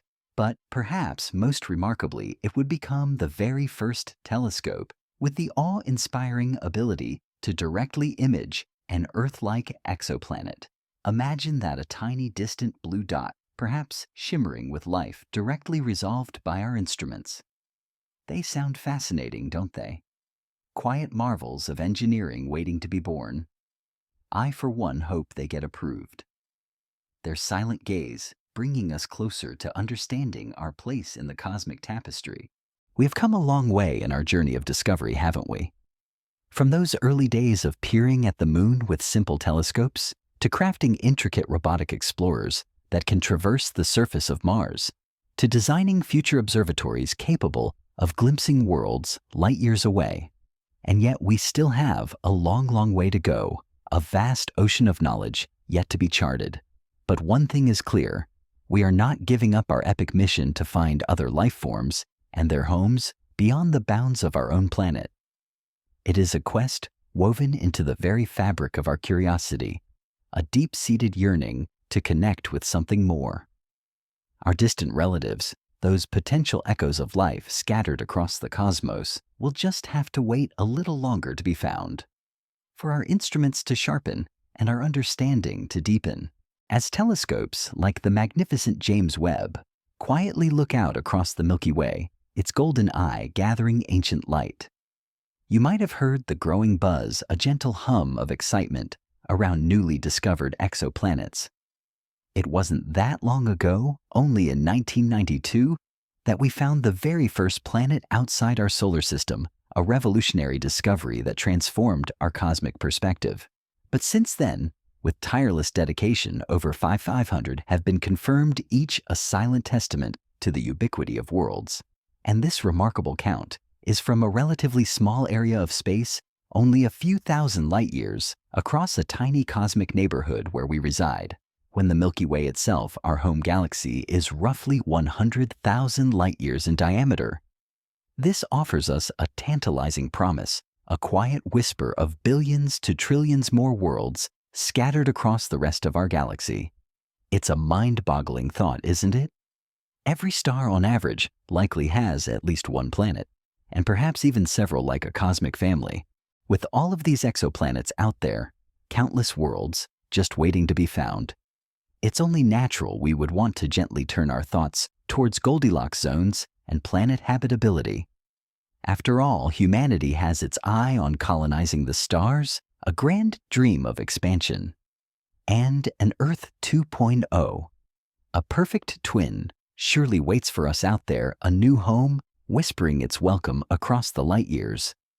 Mathematically speaking, in fact, you might have already heard that phrase, Earth 2.0, delivered with a flourish in headlines of articles or videos claiming that a planet has been discovered that would be ideal for human life and colonization. It's a captivating thought, a promise of a new beginning. However, and here's where a gentle note of caution enters our quiet contemplation.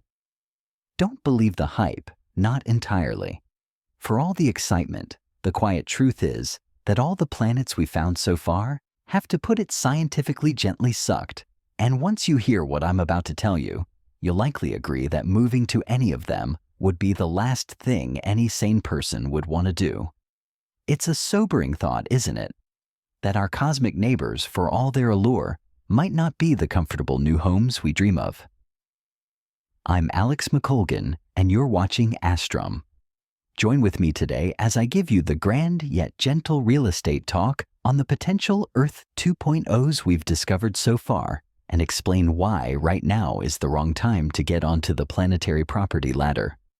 It's a story of expectation versus reality, a quiet journey into the very practical challenges of cosmic migration.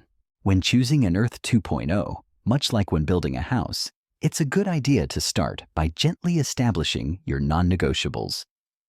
Those fundamental conditions that simply must be met. Some of this is fairly simple to consider a matter of common sense, really. For instance, temperature. You want a nice temperate climate, don't you?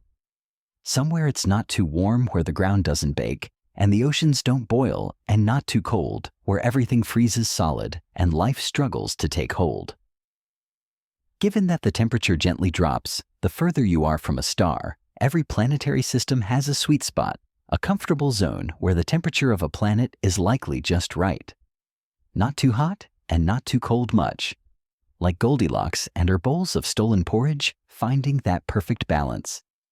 As a rough rule of thumb, if a planet is at the right distance from a star, it may well have a suitable temperature for us to gently set up shop. Of course, this is in no way a guarantee. The cosmos, in its infinite wisdom, loves to throw in surprises. After all, Venus, a planet residing comfortably in this Goldilocks zone, in theory should be perfect. Its distance from the sun suggests a pleasant warmth, but its choking atmosphere, a thick, suffocating blanket of carbon dioxide, makes it the hottest planet in our solar system. Hotter even than Mercury, which orbits much closer to the sun. The air on Venus is so dense and hot, it would melt lead on its surface, a true inferno. This stark example makes it clear that atmosphere also plays a profound part in all this, gently reminding us that a favorable distance from a star is only one piece of the cosmic puzzle. Speaking of atmosphere, that's also something you'll want to look for on your ideal Earth 2.0. Ideally, you'd want something familiar, something with life-giving oxygen and water vapor, those essential components of our terrestrial existence, and crucially, without anything that would poison us, no toxic gases that would steal our breath or harm our delicate forms. But even if a perfect match isn't possible, at least something that could gently trap heat in creating a comfortable embrace and offer some protection from the relentless bombardment of space radiation. It's a delicate balance, an intricate recipe for habitability, and finding 'tis a cosmic challenge. However, sometimes a non-negotiable is simply the neighbors that live close by the very star that anchors the system. So let's consider the first major reason why most of the galaxy's exoplanets, those distant whispers of worlds, gently fall short their neighboring stars. Our own star, our beloved sun, is known as a G-type yellow dwarf. It's a relatively fast-burning, shorter-lived sort of star, at least compared to some of the other options out there. Stars like our Sun tend to live for about 10 billion years before their cores gently collapse and they transform into a red giant, a swollen dying star. But critically, our Sun is stable. And that stability, that unwavering presence, has been profoundly useful for the life that eventually flourished here, allowing billions of years for evolution to unfold in a gentle, uninterrupted rhythm. However, yellow dwarfs like our Sun are far from common in the vast tapestry of the Milky Way. They represent only about 10% of the total stars, a quiet minority. Far more common in their shimmering abundance are the long-lived red dwarfs, which make up a staggering 75% of the stars in our galaxy. Imagine 3 out of every 4 stars you might glimpse in the night sky are these quiet, enduring red dwarfs. They can live for an astonishing 14 trillion years, a timescale so immense it is longer than our universe has even existed. This means we've never truly seen one die, so to speak, only observed them in their long, slow burn.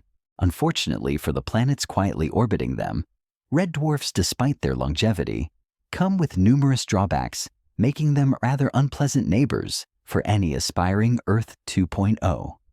For starters, red dwarfs possess a much closer Goldilocks zone compared to their yellow cousins like our Sun. Imagine a cozy fireside. A red dwarf is a much dimmer fire, so to feel its gentle warmth, you must huddle much closer. They burn less brightly with luminosities, ranging between a mere 10% and an astonishingly faint 0.00125% that of our Sun. So, unless you wish to dwell on a world perpetually shrouded in perpetual night, a cold and depressing thought, and one that would make the gentle art of growing plants a bit of a challenge, you'd want an Earth 2.0 to be significantly nearer to its red dwarf to compensate for its dim glow.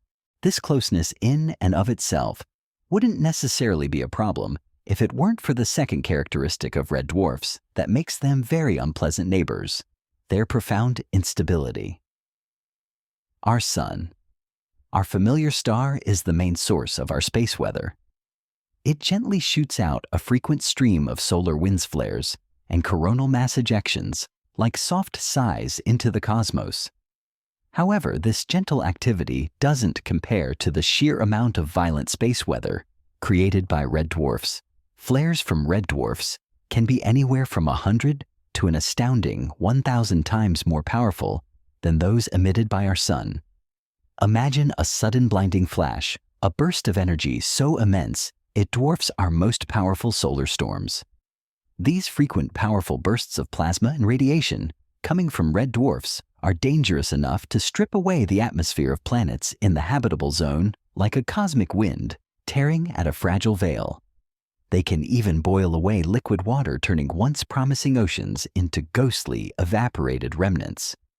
And given how much closer planets are to their star in a red dwarf system, the odds of life getting enough quiet time to arise before being hit with a life-sanitizing dose of X-rays or gamma rays is pretty slim. It's a harsh truth, a quiet reminder of the brutal beauty of the cosmos. If you want to live on a planet orbiting a red dwarf, you'll likely need some serious sun cream and perhaps a very deep fortified bunker. This unfortunate reality quietly rules out many known exoplanets, such as the astronomer favorite Kepler 186f, which some scientists once gently hoped might be habitable.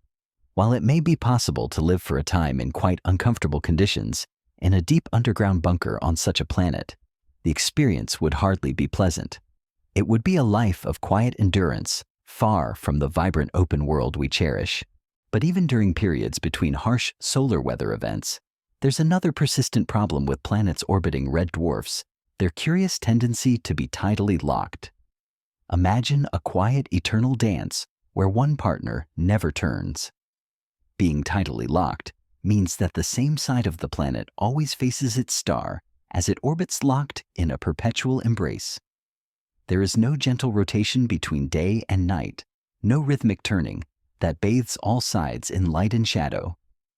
One side of the planet exists in perpetual scorching heat, relentlessly baked by the star's persistent gaze, creating a vast, shimmering desert.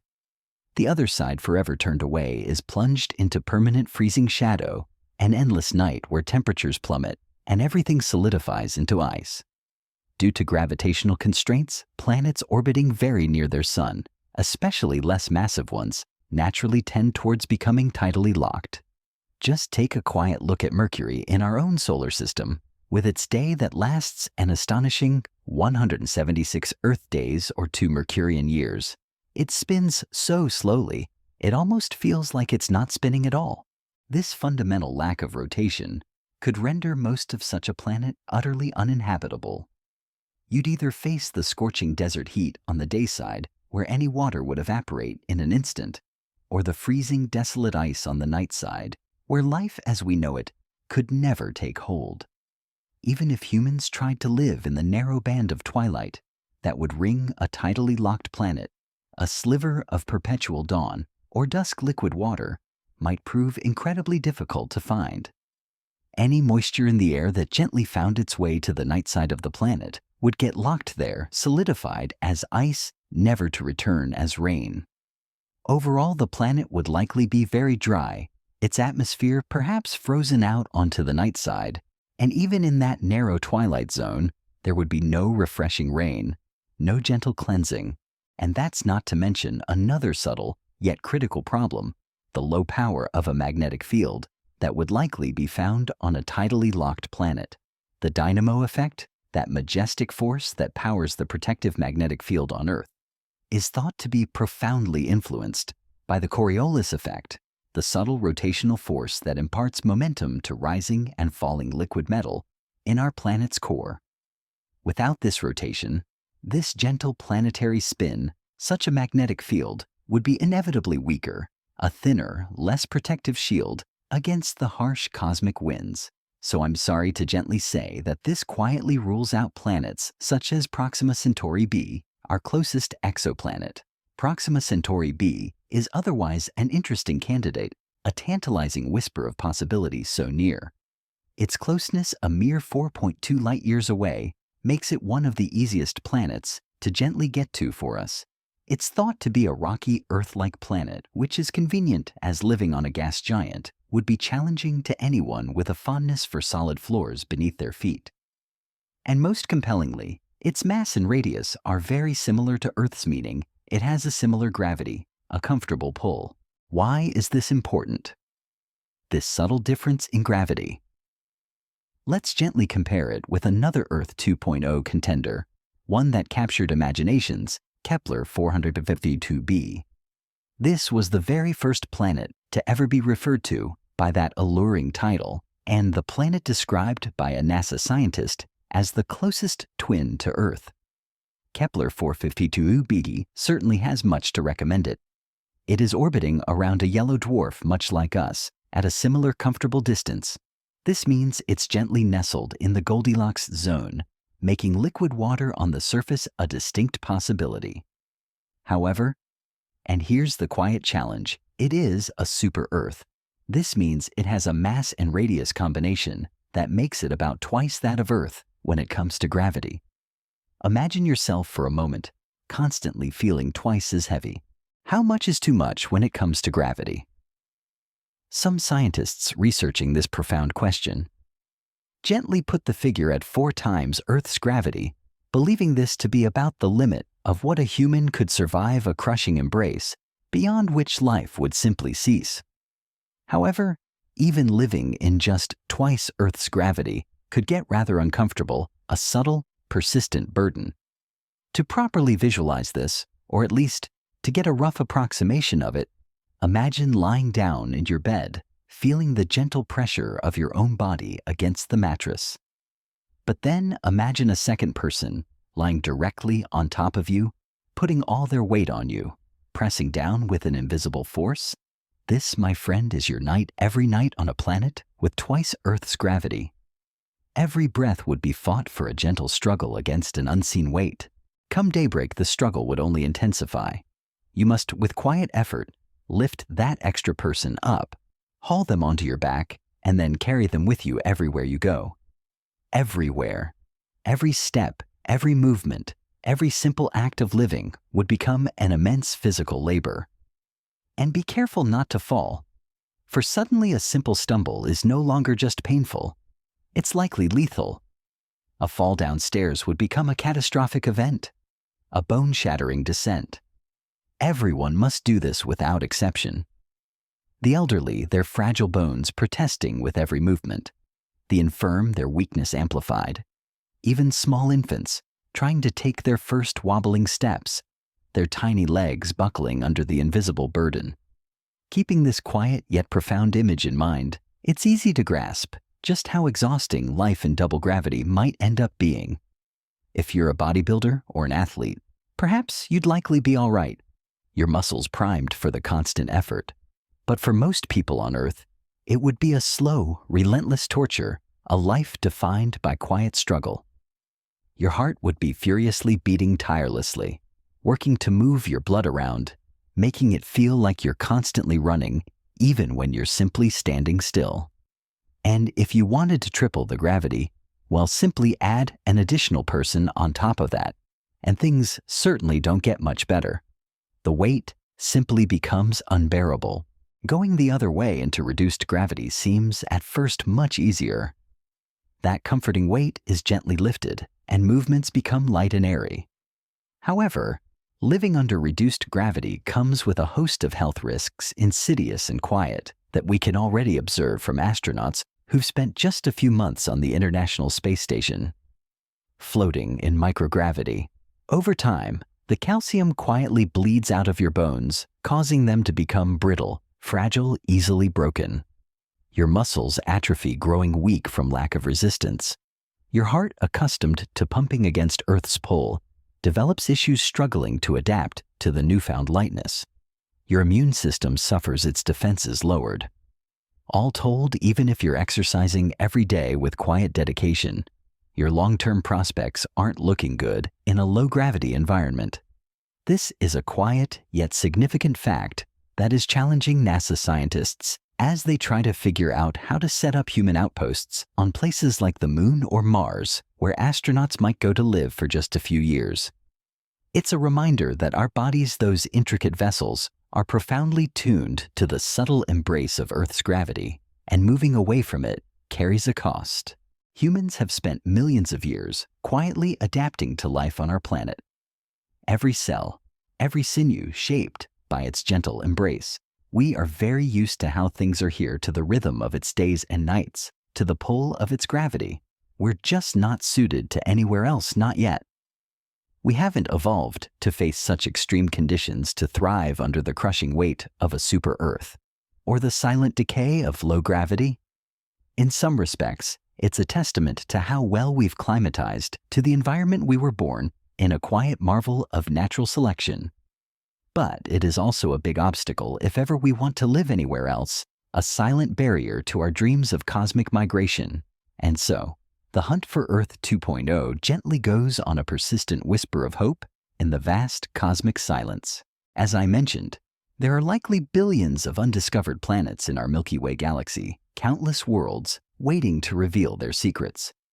The odds of at least one being out there that meets our criteria for comfortable gravity, temperate temperature, blessed lack of life-threatening radiation, and the welcoming presence of atmosphere and water are high enough to be a certainty.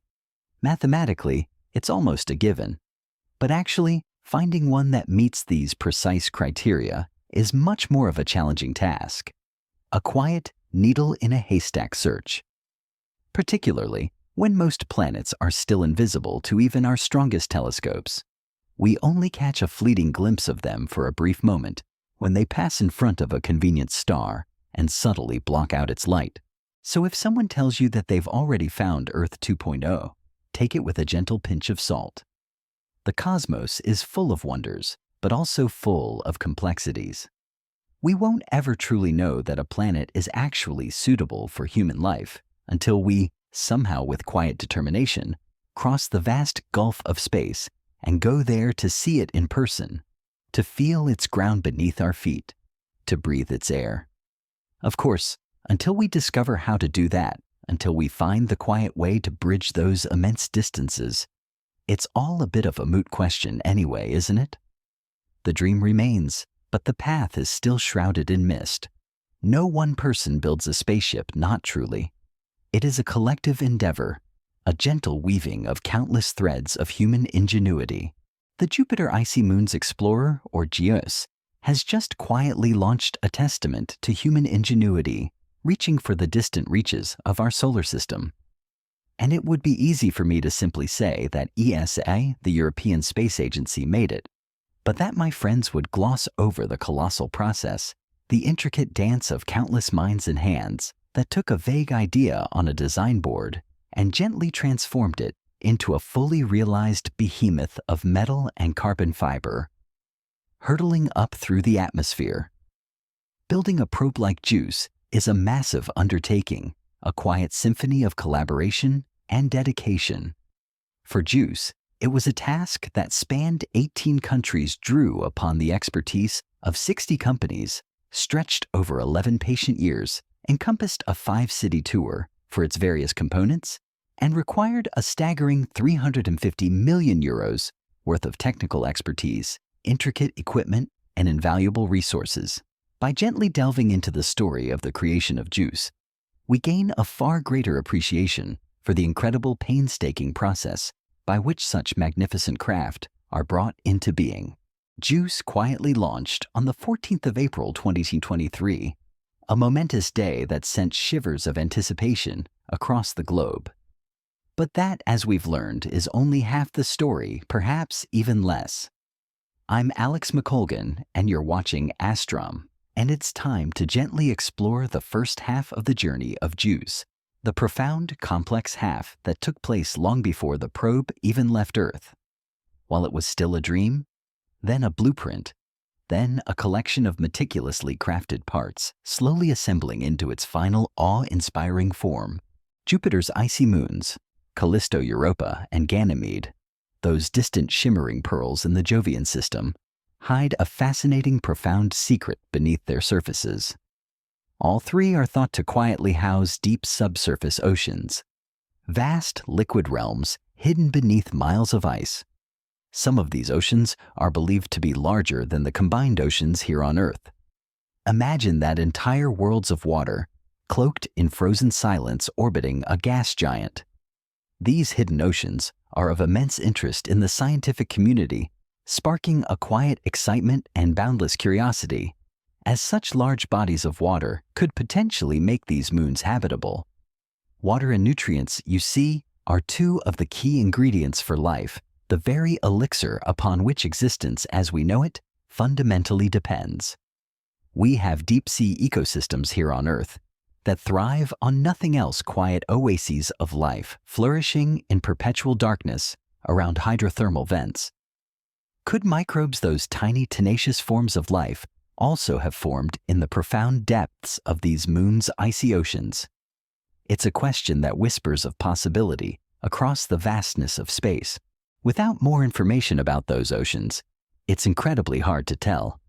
What exactly do they look like? Are they turbulent or serenely still? What are their features, their hidden landscapes, their silent currents? What secrets are they hiding in their inky depths? Where is their liquid and where is their ice, the delicate balance between frozen and flowing? By better understanding these icy worlds, by patiently gathering clues from afar, scientists can gain invaluable insight into how they formed and evolved in the distant past. And with this deeper understanding, they can better predict the odds of life gently emerging in them and in other icy worlds, scattered across the cosmos, far outside our solar system. The more we learn about our own deep seas, the more we understand the potential for life in these alien oceans. As such, after much quiet deliberation and passionate debate, it was gently decided on the 2nd of May 2012 that a new mission, an ambitious journey to explore these enigmatic moons, should be launched. JUICE, with its quiet promise of revelation, beat out budget proposals for a new gravitational wave observatory and an advanced telescope for high-energy astrophysics, This decision, a moment of profound commitment, meant that JUICE would become the European Space Agency's main focus for a large-scale mission spanning the years 2015 to 2025. It was a clear signal of the scientific community's profound interest in these icy worlds and their hidden, watery secrets. But that decision, while momentous, needed refining. JUICE was still only a partially formed idea, a nascent concept waiting to take concrete shape. Even once it was definitively decided that Jupiter's icy moons should be explored, the next crucial question arose: what scientific instruments should JUICE patiently carry to explore it? To truly peer beneath those icy shells, what tools would be necessary to gather the most valuable whispers from these distant worlds? So just 28 days after JUICE was announced, with a swift yet deliberate pace, ESA reached out to the wider scientific community, those brilliant minds scattered across the globe, gently asking them what they would like to see on JUICE. It was an open invitation to contribute to a grand cosmic endeavor. In the end, after careful consideration and much expert deliberation, 10 highly sophisticated scientific instruments were meticulously selected. These instruments, each a marvel of engineering, would be the eyes, ears, and hands of JUICE in the distant Jovian system. They included cameras with a spatial resolution as fine as 2.5 meters per pixel, capable of capturing incredibly detailed images like a cosmic photographer. There were spectrometers patiently picking up features down to a resolution of 75 meters, analyzing the chemical composition of surfaces and atmospheres. A laser altimeter would precisely measure distances, mapping the contours of the icy moons. And plasma and particle monitors would study the energetic environment around Jupiter, the invisible forces at play. A magnetometer would quietly study Jupiter's immense magnetic fields, those powerful cosmic currents, and an ice-penetrating radar would boldly peer through its icy surface, seeking to see the hidden structures and liquid depths that lay beneath. These intricate parts, each a crucial piece of the puzzle, would be patiently provided from various member states of the European Space Agency, 16 nations in total, each contributing their unique expertise. Along with them, the United States and Japan space agencies would also quietly contribute, a truly global collaboration reaching for the stars. Airbus Defence and Space, a name synonymous with precision engineering, was selected as the primary company in charge of building JUICE. ESA had gently set the expectations for the mission, outlining the grand scientific goals. But it was up to Airbus to design, develop, integrate, and meticulously test JUICE before finally delivering it to the Guiana Space Center in French Guiana, poised to be launched into the heavens. And it would be no easy task, a challenge as immense as the distances it would traverse. JUICE would be a solar panel-powered probe, a silent voyager drawing energy from the distant sun, working at the very limits of how far from the sun solar panels could be expected to function. At a staggering 740 million kilometers from our star sunlight, is so dim, so faint, that its intensity is equivalent to about a mere 3% of what we see here on Earth. Imagine trying to power a complex machine with the light of a distant candle. The panels for JUICE, therefore, would need to be massive, an immense array spanning 85 square meters, a veritable field of light-gathering technology, simply to provide JUICE with the minimal power it needed for its various instruments to hum quietly to life. Beyond the challenge of power, those delicate instruments would need to be meticulously protected. Jupiter's environment, while magnificent, is also incredibly hostile, full of intense radiation that would mercilessly damage unshielded components. It's like a constant invisible bombardment, threatening to degrade the very electronics designed to explore. And as JUICE would quietly pass through Jupiter's shadow, temperatures would plummet to an astonishing -250 degrees Celsius, a cold so extreme it would freeze most materials solid. But in another challenge, JUICE would also be passing Venus on its long journey to Jupiter as part of one of many gravity assists, using the gentle pull of planets to gain speed. So it would also need to be able to endure hot temperatures, swinging from searing heat to bone-chilling cold. It was designed to study magnetic fields, so its own internal electronics couldn't, with their subtle electrical hum, create magnetic fields able to interfere with its sensitive senses, like trying to listen for a whisper in a noisy room. And as there was a chance it was heading to environments where life could truly thrive, the utmost care had to be taken, a silent promise to the cosmos that no Earth-based bacteria would be inadvertently introduced to those pristine environments once the mission was over and JUICE gently crashed into the surface of Ganymede, its final resting place. These intricate designs, this meticulous planning for every conceivable contingency, took time, immense amounts of patient effort. And it wasn't until 2017 that Airbus, with a quiet sense of accomplishment, felt that the designs were finally complete, every detail accounted for, every challenge considered. Later that same year, the first physical parts of JUICE, the tangible elements of a grand dream, slowly started to come to life. One such crucial part was the RIME instrument, short for Radar for Icy Moon Exploration. JUICE is a big craft, an impressive assembly of technology, and its RIME radar is a massive 16 meters long, a giant antenna reaching out into space. It would be incredibly sensitive, capable of seeing through 9 kilometers of ice, like X-ray vision, to gently make out structural details to a remarkable resolution of 50 meters. Testing this massive, delicate part involved creating a smaller, modest version of JUICE, a carefully crafted replica. This model was then gently hung below a helicopter, which then flew it patiently over the fields near Friedrichshafen, Germany. One can only imagine the quiet wonder of any resident in the area, glimpsing this strange, silent contraption floating in the sky. I wonder how far into the Earth it was able to see, how deeply its signals penetrated our own terrestrial crust. It must have been a fun, curious sight. Another model was rigorously tested in Noordwijk, the Netherlands, at ESA's main facility for spacecraft development and testing, known as ESTEC. Here, JUICE's parts would need to patiently endure the freezing cold of space, an environment utterly inhospitable to ordinary materials.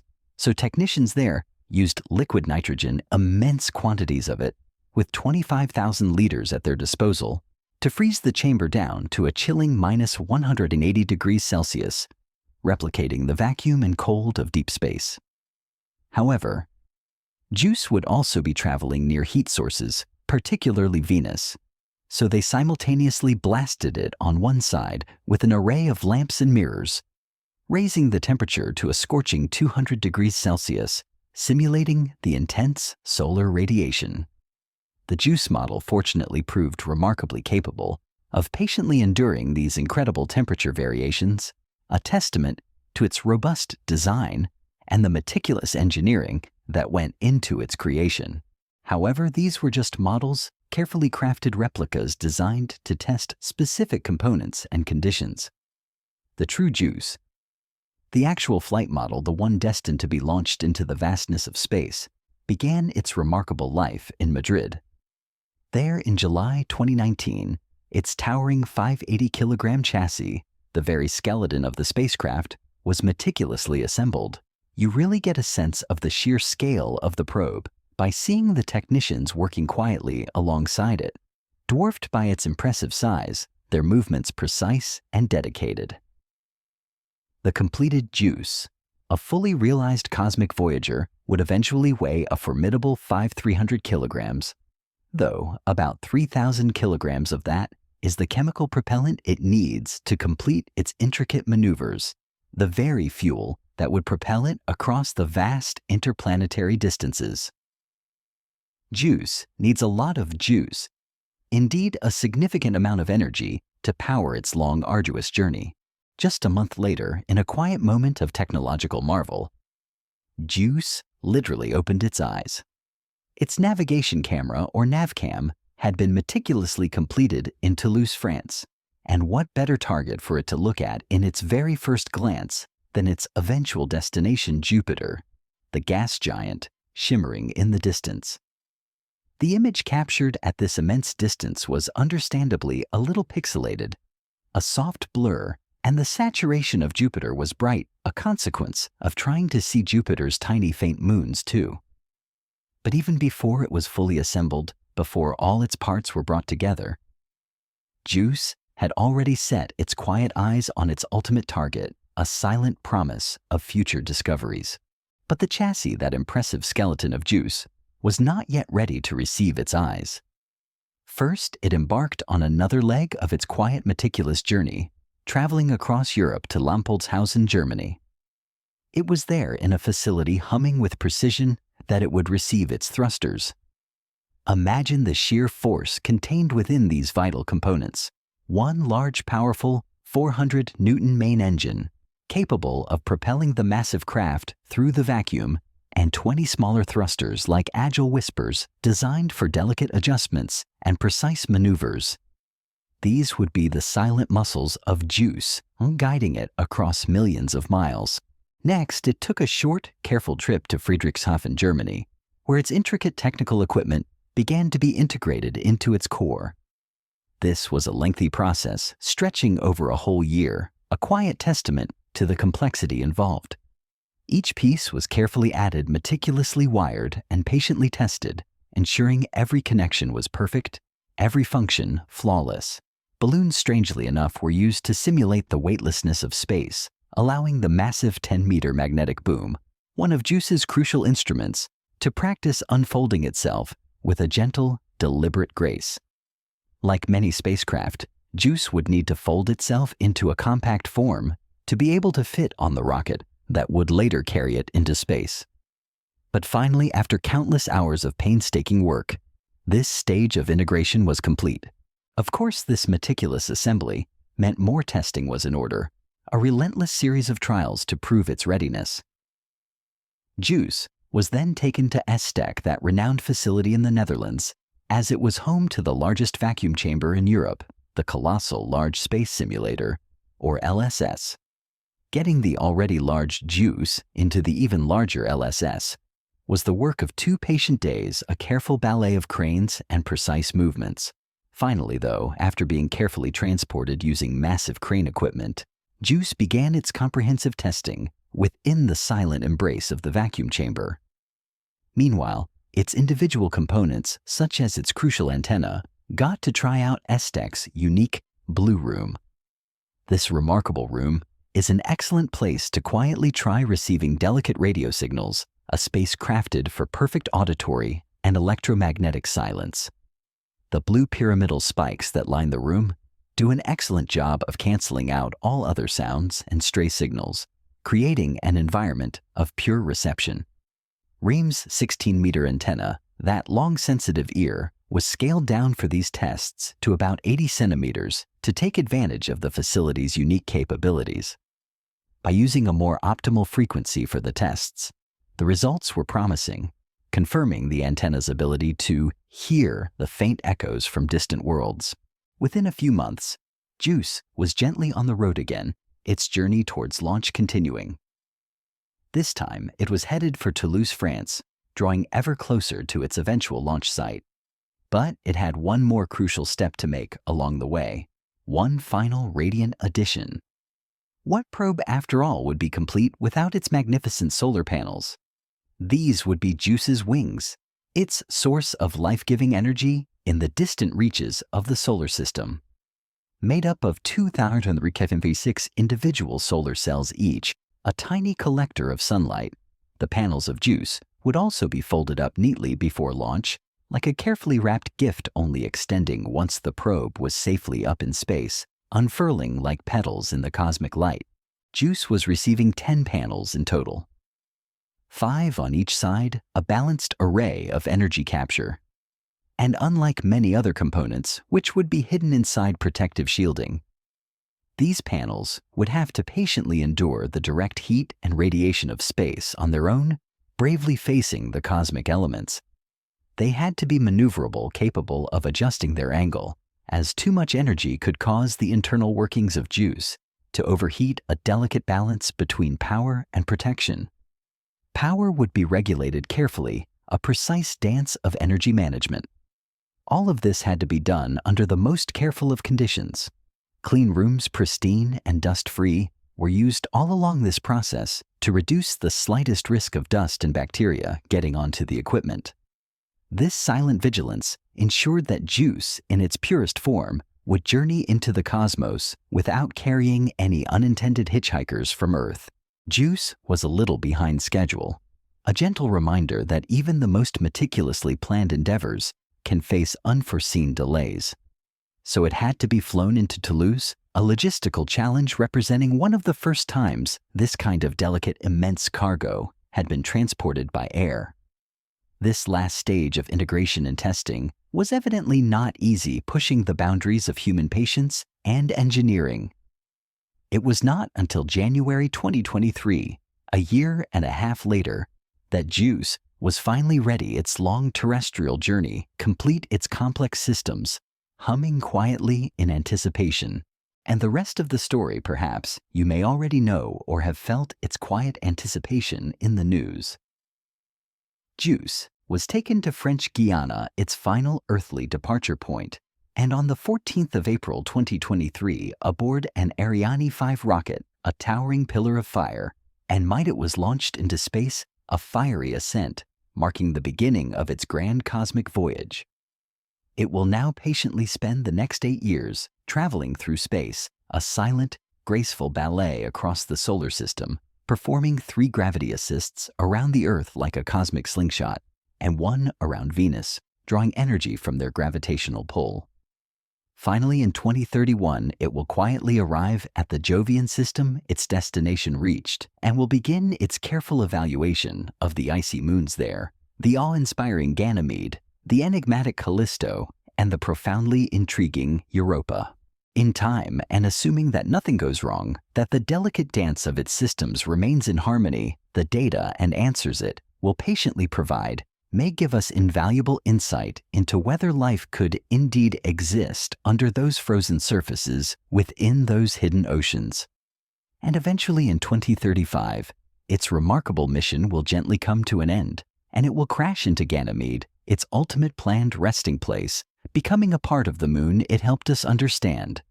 Its mission, hopefully a resounding success, a triumph of human curiosity and ingenuity. But it's important to recognize just how much of its journey has already taken place before it could even leave the planet, before it even felt the gentle pull of cosmic acceleration. JUICE represents a huge engineering feat, a quiet testament to the collective effort of hundreds of dedicated people, each contributing their unique skills and passion. And while we await with eager excitement the results of this monumental work, as JUICE drifts through the silent vastness, it is important to recognize and celebrate the immense expertise, the quiet dedication that allowed it to come into being in the first place. If JUICE ultimately finds the answers scientists hope for around Jupiter, if it whispers to us of alien life, it will only be because of the great endeavor that took place here on Earth, a quiet, profound act of creation, looking up to the stars with purpose. Let us now shift our gaze to the grander, more philosophical landscape of our cosmic existence.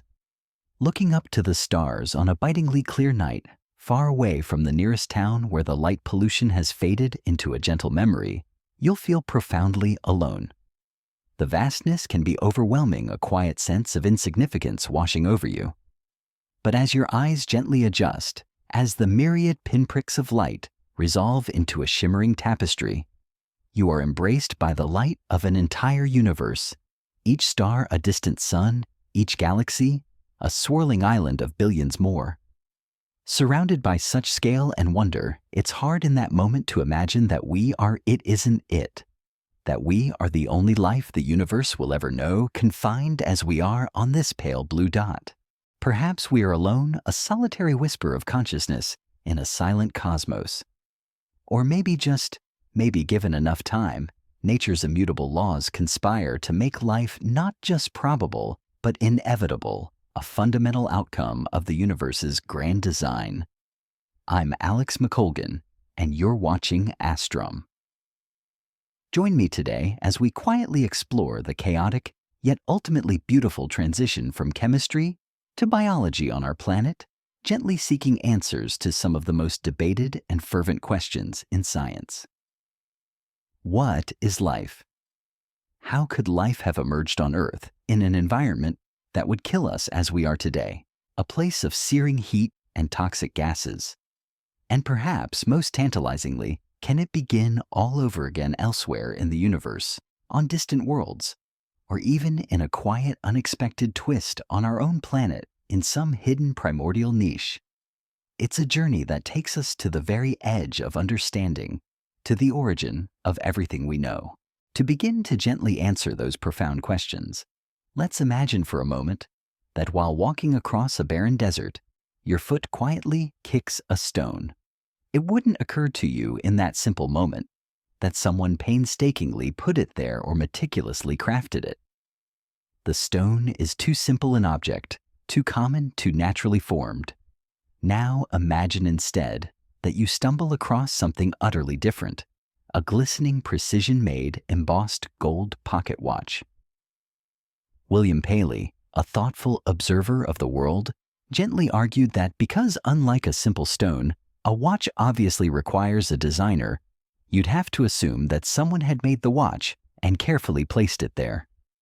And then he extended this quiet, compelling logic, because when you truly think about it, life, even in its simplest forms, is far, far more intricate, more exquisitely designed than a mere watch. Life, too, must surely require a designer. It's a compelling argument, isn't it? One that has resonated through centuries. Even the simplest forms of life, a single bacterial cell, are far, far more intricate than a watch.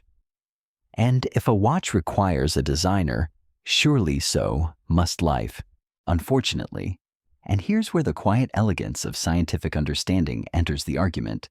Doesn't quite work, not in the way Paley envisioned. But why? What truly is the fundamental difference between a man-made machine, a complicated assembly of gears and springs, and mankind, or indeed any living organism? The answer, a quiet revolution in thought, lies in the profound insights of Charles Darwin. His monumental work on evolution and the origin of species crystallized the gentle yet powerful idea that life evolves, that it is not static, but a dynamic, ever-changing process, and crucially, that all life in its incredible diversity began from one common ancestor, a single primordial spark. Therefore, Darwin mused, I should infer from analogy that probably all the organic beings which ever have lived on this earth have descended from some one primordial form into which life was first breathed. And there it is, the profound concept emergence, life from chemistry. Something different, something more than the mere sum of its parts. Darwin understood that life needs no designer, no external architect. It is able to be more intricate than a watch without a designer, because it is a complex adaptive system, driven by the relentless, yet gentle forces of natural selection. It has the intrinsic ability to evolve, to adapt, to become more complex over countless generations. A watch, by contrast, is merely complicated. Its complexity is fixed, designed, and cannot change itself. But before we gently journey back 4 billion years into the simmering cauldron of early Earth, to uncover life's genesis, its profound beginnings, we should probably all quietly agree on what it is we're truly looking for. What do you think defines life? What makes something alive, truly alive, capable of its own existence? If you're struggling for an answer, don't worry. You're in good company. Even NASA, with all its scientific rigor, can't get 3 words into their definition without it being challenged gently by prominent thinkers. This, my friends, is science at the bleeding edge, where the very definitions of existence are still being pondered and refined. NASA, in its quiet pursuit of understanding, defines life as a self-sustaining chemical system capable of Darwinian evolution. It's a concise, elegant definition, isn't it? But prominent scientists gently argue that life is not strictly self-sustaining. Life, they propose, requires an environment with which it has a dynamic, intimate relationship, a constant exchange. It's from this environment that life draws its energy and its raw materials. and into this environment that it expels its waste. It needs an environment that is full of free energy, an environment that in essence sustains life. Life's relationship with its environment is therefore crucial to understanding how life is even possible, a silent, symbiotic dance between organism and world. You see, life is at first glance in gentle defiance of the second law of thermodynamics, that fundamental principle that states that entropy or disorder should always increase in a closed system. How does the beautiful design of a bacterial cell, with its incredible complexity, its intricate control, and its profound order, seemingly defy entropy and emerge out of a structureless chemical soup? According to the second law, entropy should always increase and systems should get more disordered with time, not less. It was Erwin Schrödinger, a thoughtful physicist, who realized in his profound book, What is Life, published in 1944, that it is the environment that picks up the thermodynamic cost. On closer inspection, when we quietly include the environment that sustains life, entropy does indeed increase overall. The second law of thermodynamics is not broken. In fact, entropy increases faster with life than without it. It is this profound observation, this quiet understanding of the universe's fundamental drive towards increasing disorder, that led Jeremy England, a thoughtful professor at MIT, to say something truly captivating. You start with a random clump of atoms, and if you shine a light on it for long enough, it should not be so surprising that you get a plant. It's a beautifully simple statement that holds immense complexity. Life in its essence is incredibly effective at transforming energy and increasing entropy, acting as a profound catalyst for the universe's inevitable march towards disorder. How effective, you might quietly wonder. Let us gently compare it to the brightest and most powerful object in our solar system, the sun, that colossal furnace of creation. In just 58 microseconds, a fleeting blink of an eye, the sun produces more energy than our entire human species has generated in its entire history. A staggering thought, isn't it? But pound for pound, when we consider the sheer efficiency of energy transformation, the human output is truly staggering. At rest, in a state of quiet contemplation, a human body outputs 6,000 times more power per unit of mass than the sun. It's a humbling thought, a quiet testament to the intricate, energy-hungry nature of biological processes. Despite creating extremely localized order within our own bodies and the complex systems of life, life relentlessly degrades free energy to heat, subtly increasing entropy in the universe overall. Unsurprisingly, given that you are quietly watching this video, it's clear that entropy allows for, or even gently encourages, the development of life. It's a paradox, a beautiful twist in the cosmic tale, disorder enabling order. So how did the building blocks of life seemingly defy entropy in constructing order from chaos? How does a living cell, that tiny intricate marvel, patiently build up that incredible complexity power itself, encode itself with the intricate dance of DNA, and construct itself too, all while possessing the miraculous ability to evolve? And how can it do it all piece by piece, being functional at every single step, even though each part is in its essence essential for the whole? How on earth could life emerge from such a primordial soup? It is a question that has whispered through the ages, baffling the keenest minds. Well, the quiet truth is that there is little consensus on the precise way that life actually emerged on Earth. The exact sequence of events, the subtle chemical reactions that sparked the very first living entities, remains one of science's greatest mysteries, a beautiful blank page waiting to be filled.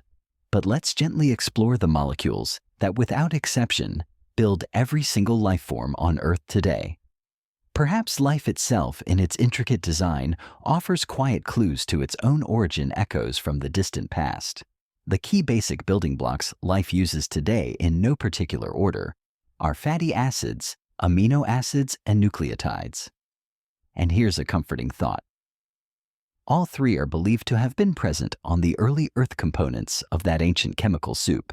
and have even been found on asteroids in our solar system. Tiny cosmic messengers carrying the ingredients of life across the vastness. The first of these building blocks are fatty acids. Despite having little chemical functionality on their own, their brilliance lies in something more profound. They create structure. And they possess an extraordinary inherent function, almost as if it were built into their very being. These long-chain molecules, like tiny bricks, make up the fundamental cell walls of all life on Earth, forming the delicate protective barriers that define an individual cell. They are therefore widely believed to have made the first membranes of protocells, the rudimentary ancestors of modern cells. Membranes, you see, are fundamental barriers. After all, you can't truly have a house without walls or a country without borders. It's not a political statement, but a fundamental principle of organization. Remarkably cell-like structures, made from fatty acids, form spontaneously in water, a quiet dance of chemistry. Anyone who's failed to make a simple mayonnaise, watching oil and water, stubbornly refused to mix, will know this phenomenon all too well. These fatty acids, with a water-loving head that happily interacts with water, and a water-hating tail that shies away, will spontaneously arrange themselves to minimize water's contact with the tail and maximize it with the head.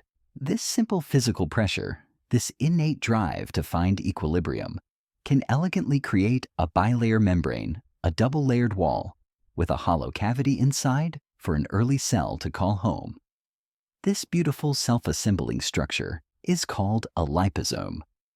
Unbelievably, these liposomes can also spontaneously divide like tiny budding cells and can even speed up chemical reactions by encapsulating and concentrating the molecules in a smaller, more intimate space. This is a perfect example of how unexpected lifelike behaviors can emerge with quiet grace out of the fundamental laws of quantum mechanics, a whisper of life's potential, arising from the very fabric of reality. But won't these crude divisions, these spontaneous processes, just go wrong? Won't they lead to the death of the cell more often than not, especially in a hot, salty primordial water? Well, yes, there's a good chance of that, certainly. The early Earth was a place of chaos and constant change.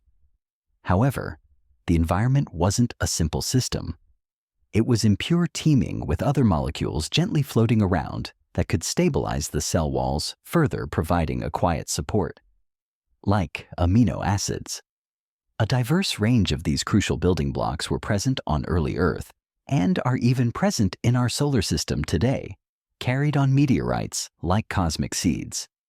Life as we know it uses 20 different amino acids to make all the intricate cellular machinery within us, like enzymes that catalyze reactions and ion channels that regulate the flow of molecules, as well as larger structures like the sturdy proteins that make up our muscles and hair. There is a miraculous relationship, a quiet, intricate dance between amino acids that make up proteins and our next crucial building blocks, nucleotides. It's a relationship that is incredibly important in helping us to gently understand how life's complex informational system, the very blueprint of existence, may have emerged. The profound ability of life to create and store information is achieved by nucleotides, which are present today in RNA and DNA, the twin spirals of life's code. RNA, a versatile molecule, is widely believed to be involved in the very origin of life, a primordial workhorse, because short chains of RNA can serve another simpler yet vital purpose. They can also catalyze some chemical reactions, much like rudimentary enzymes. This ability, a quiet spark of activity, perhaps kick-started life's early chemistry, providing the initial metabolic pathways.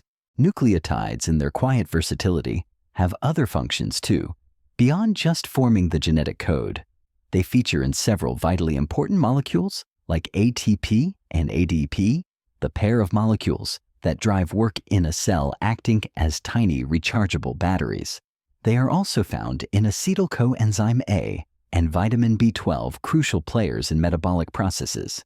In fact, every living cell today, from the smallest bacterium to the largest whale, relies on what's known as the central dogma DNA, is translated to RNA, which in turn encodes proteins. This unbroken chain of information transfer is strong evidence that all life on Earth can be traced back to one common ancestor, a single primordial cell known as LUCA, the last universal common ancestor. The central dogma in its modern form is a highly evolved system exquisitely refined with built-in redundancy and error-correcting mechanisms like a perfect, self-correcting language. But the ability of RNA to encode proteins, that fundamental step in creating functional molecules, may have had much simpler beginnings, a quieter, less complex origin. One that didn't require sophisticated enzymes, but rather one driven in part by the same simple physical pressures that encouraged fatty acids to form cell-like structures. It's a mechanism that could have gently introduced information to protocells, those ancient rudimentary cells. You see, different RNA bases can encode specific amino acids. This means that a random string of RNA in early protocells could have produced a non-random string of amino acids, forming a rudimentary protein. And if this simple protein conferred an advantage to the protocell containing it, perhaps, by stabilizing its delicate membrane, that protocell would have been more likely to survive and divide gently, reproducing that valuable information and passing it on to its offspring. It's a profound, simple idea, isn't it? The very beginning of evolution driven by quiet chemical whispers.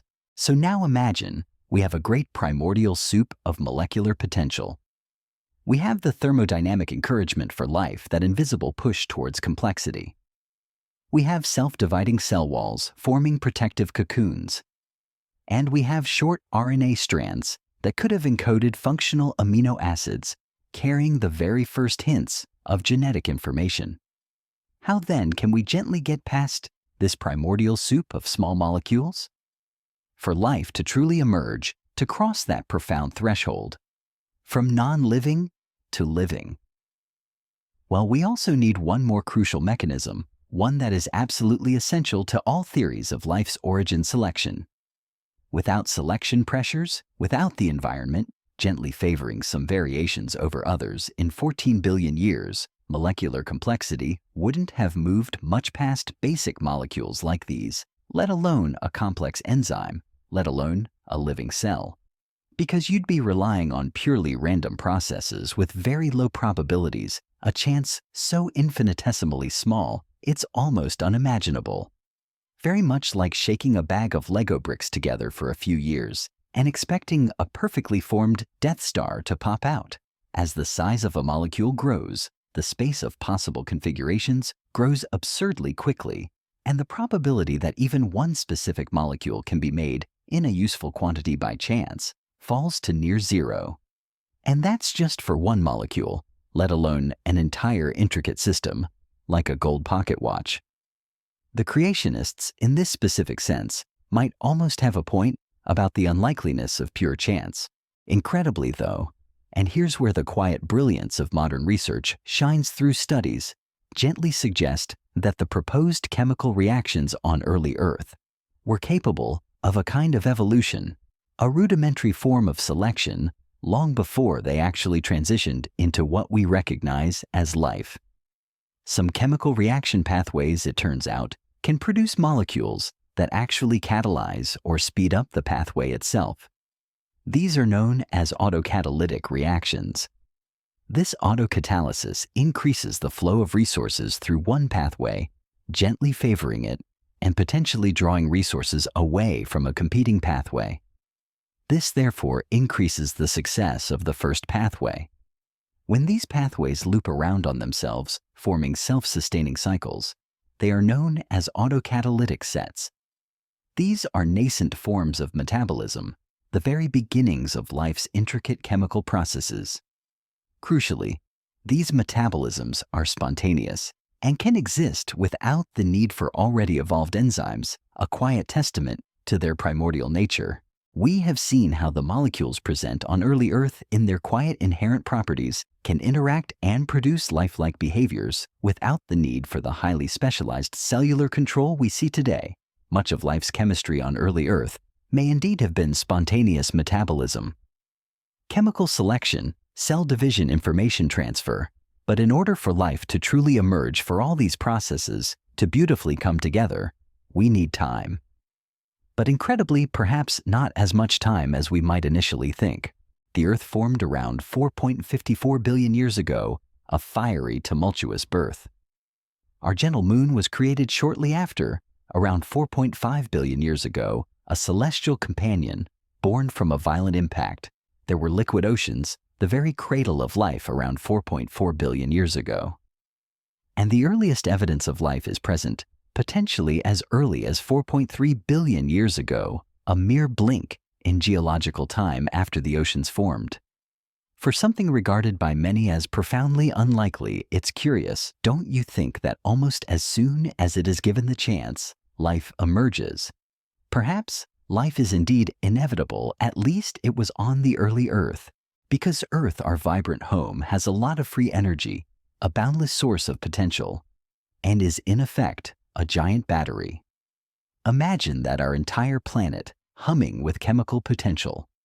Some 4 billion years ago, our ancient ocean was acidic, like a vast, dilute acid bath, and subtly lacking in electrons.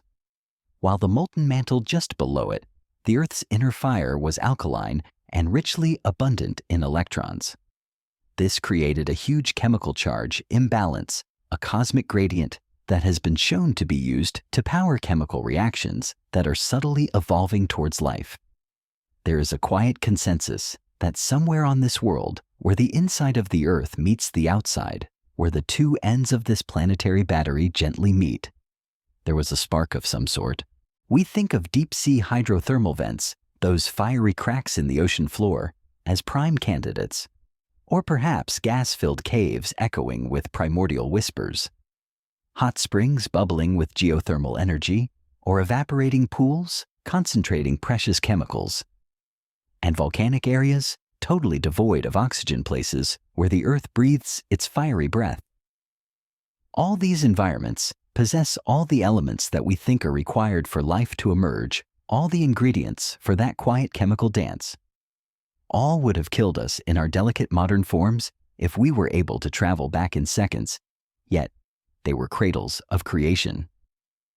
It is proposed that Luca, our last universal common ancestor, was a methanogen, an organism that reacted hydrogen with carbon dioxide to make methane, likely originating at one such location. That's partly why a form of life evolving from scratch now is considered to be impossible. Because of the oxygen concentration in our atmosphere, add oxygen to hydrogen now, and instead of life, you've got rocket fuel, a violent explosion. The conditions have changed profoundly. We may never know for sure if a form of life existed before our central dogma ancestral line, if there were other experiments in biology that simply faded away. But that's not to say life hasn't emerged elsewhere in our galaxy or even our solar system. Planets have been found nearby in our galaxy that are remarkably similar to early Earth and could replicate those primordial conditions. Our planet is not so special after all. Given the thermodynamic pressure for the emergence of life, it seems as though life on another planet is an inevitability, a quiet promise echoing across the cosmos.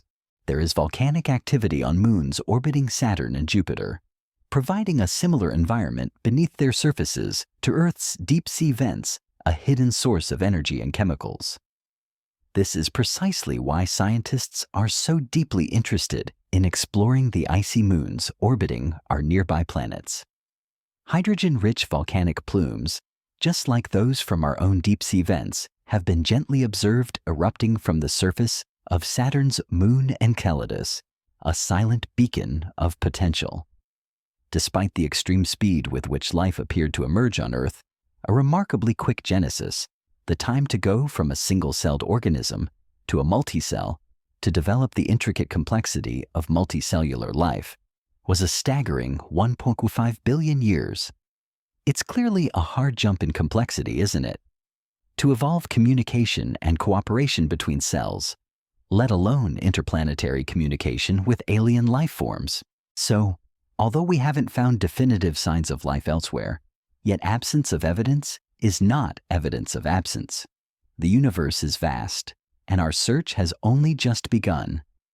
With all this looking up to the stars, with all these quiet observations of how these molecules work together, how life finds a way, it's hard to feel truly alone in the universe. The early Earth seemed ideal for life to emerge, a perfect cradle. But then, even if it was less hospitable, there is always a chance, as Dr. Ian Malcolm, a thoughtful character in Jurassic Park, famously said, life, finds a way. It's a profound, comforting thought, isn't it? A testament to life's relentless, quiet tenacity. Thanks for quietly listening tonight. I really want to give a huge thank you to our astronauts on Patreon. It's really becoming a thriving community, and I've loved reading all your messages and comments over there. If you'd like to gently join in, then you can visit the link in the description to become an astronaut and bring the channel more stability than the algorithm. When you join, you'll be able to watch the whole video ad-free, see your name in the credits, and submit questions to our team. Meanwhile, click the link to this playlist for more Astrum content. I'll see you next time, and may your dreams be filled with cosmic wonder and gentle curiosity.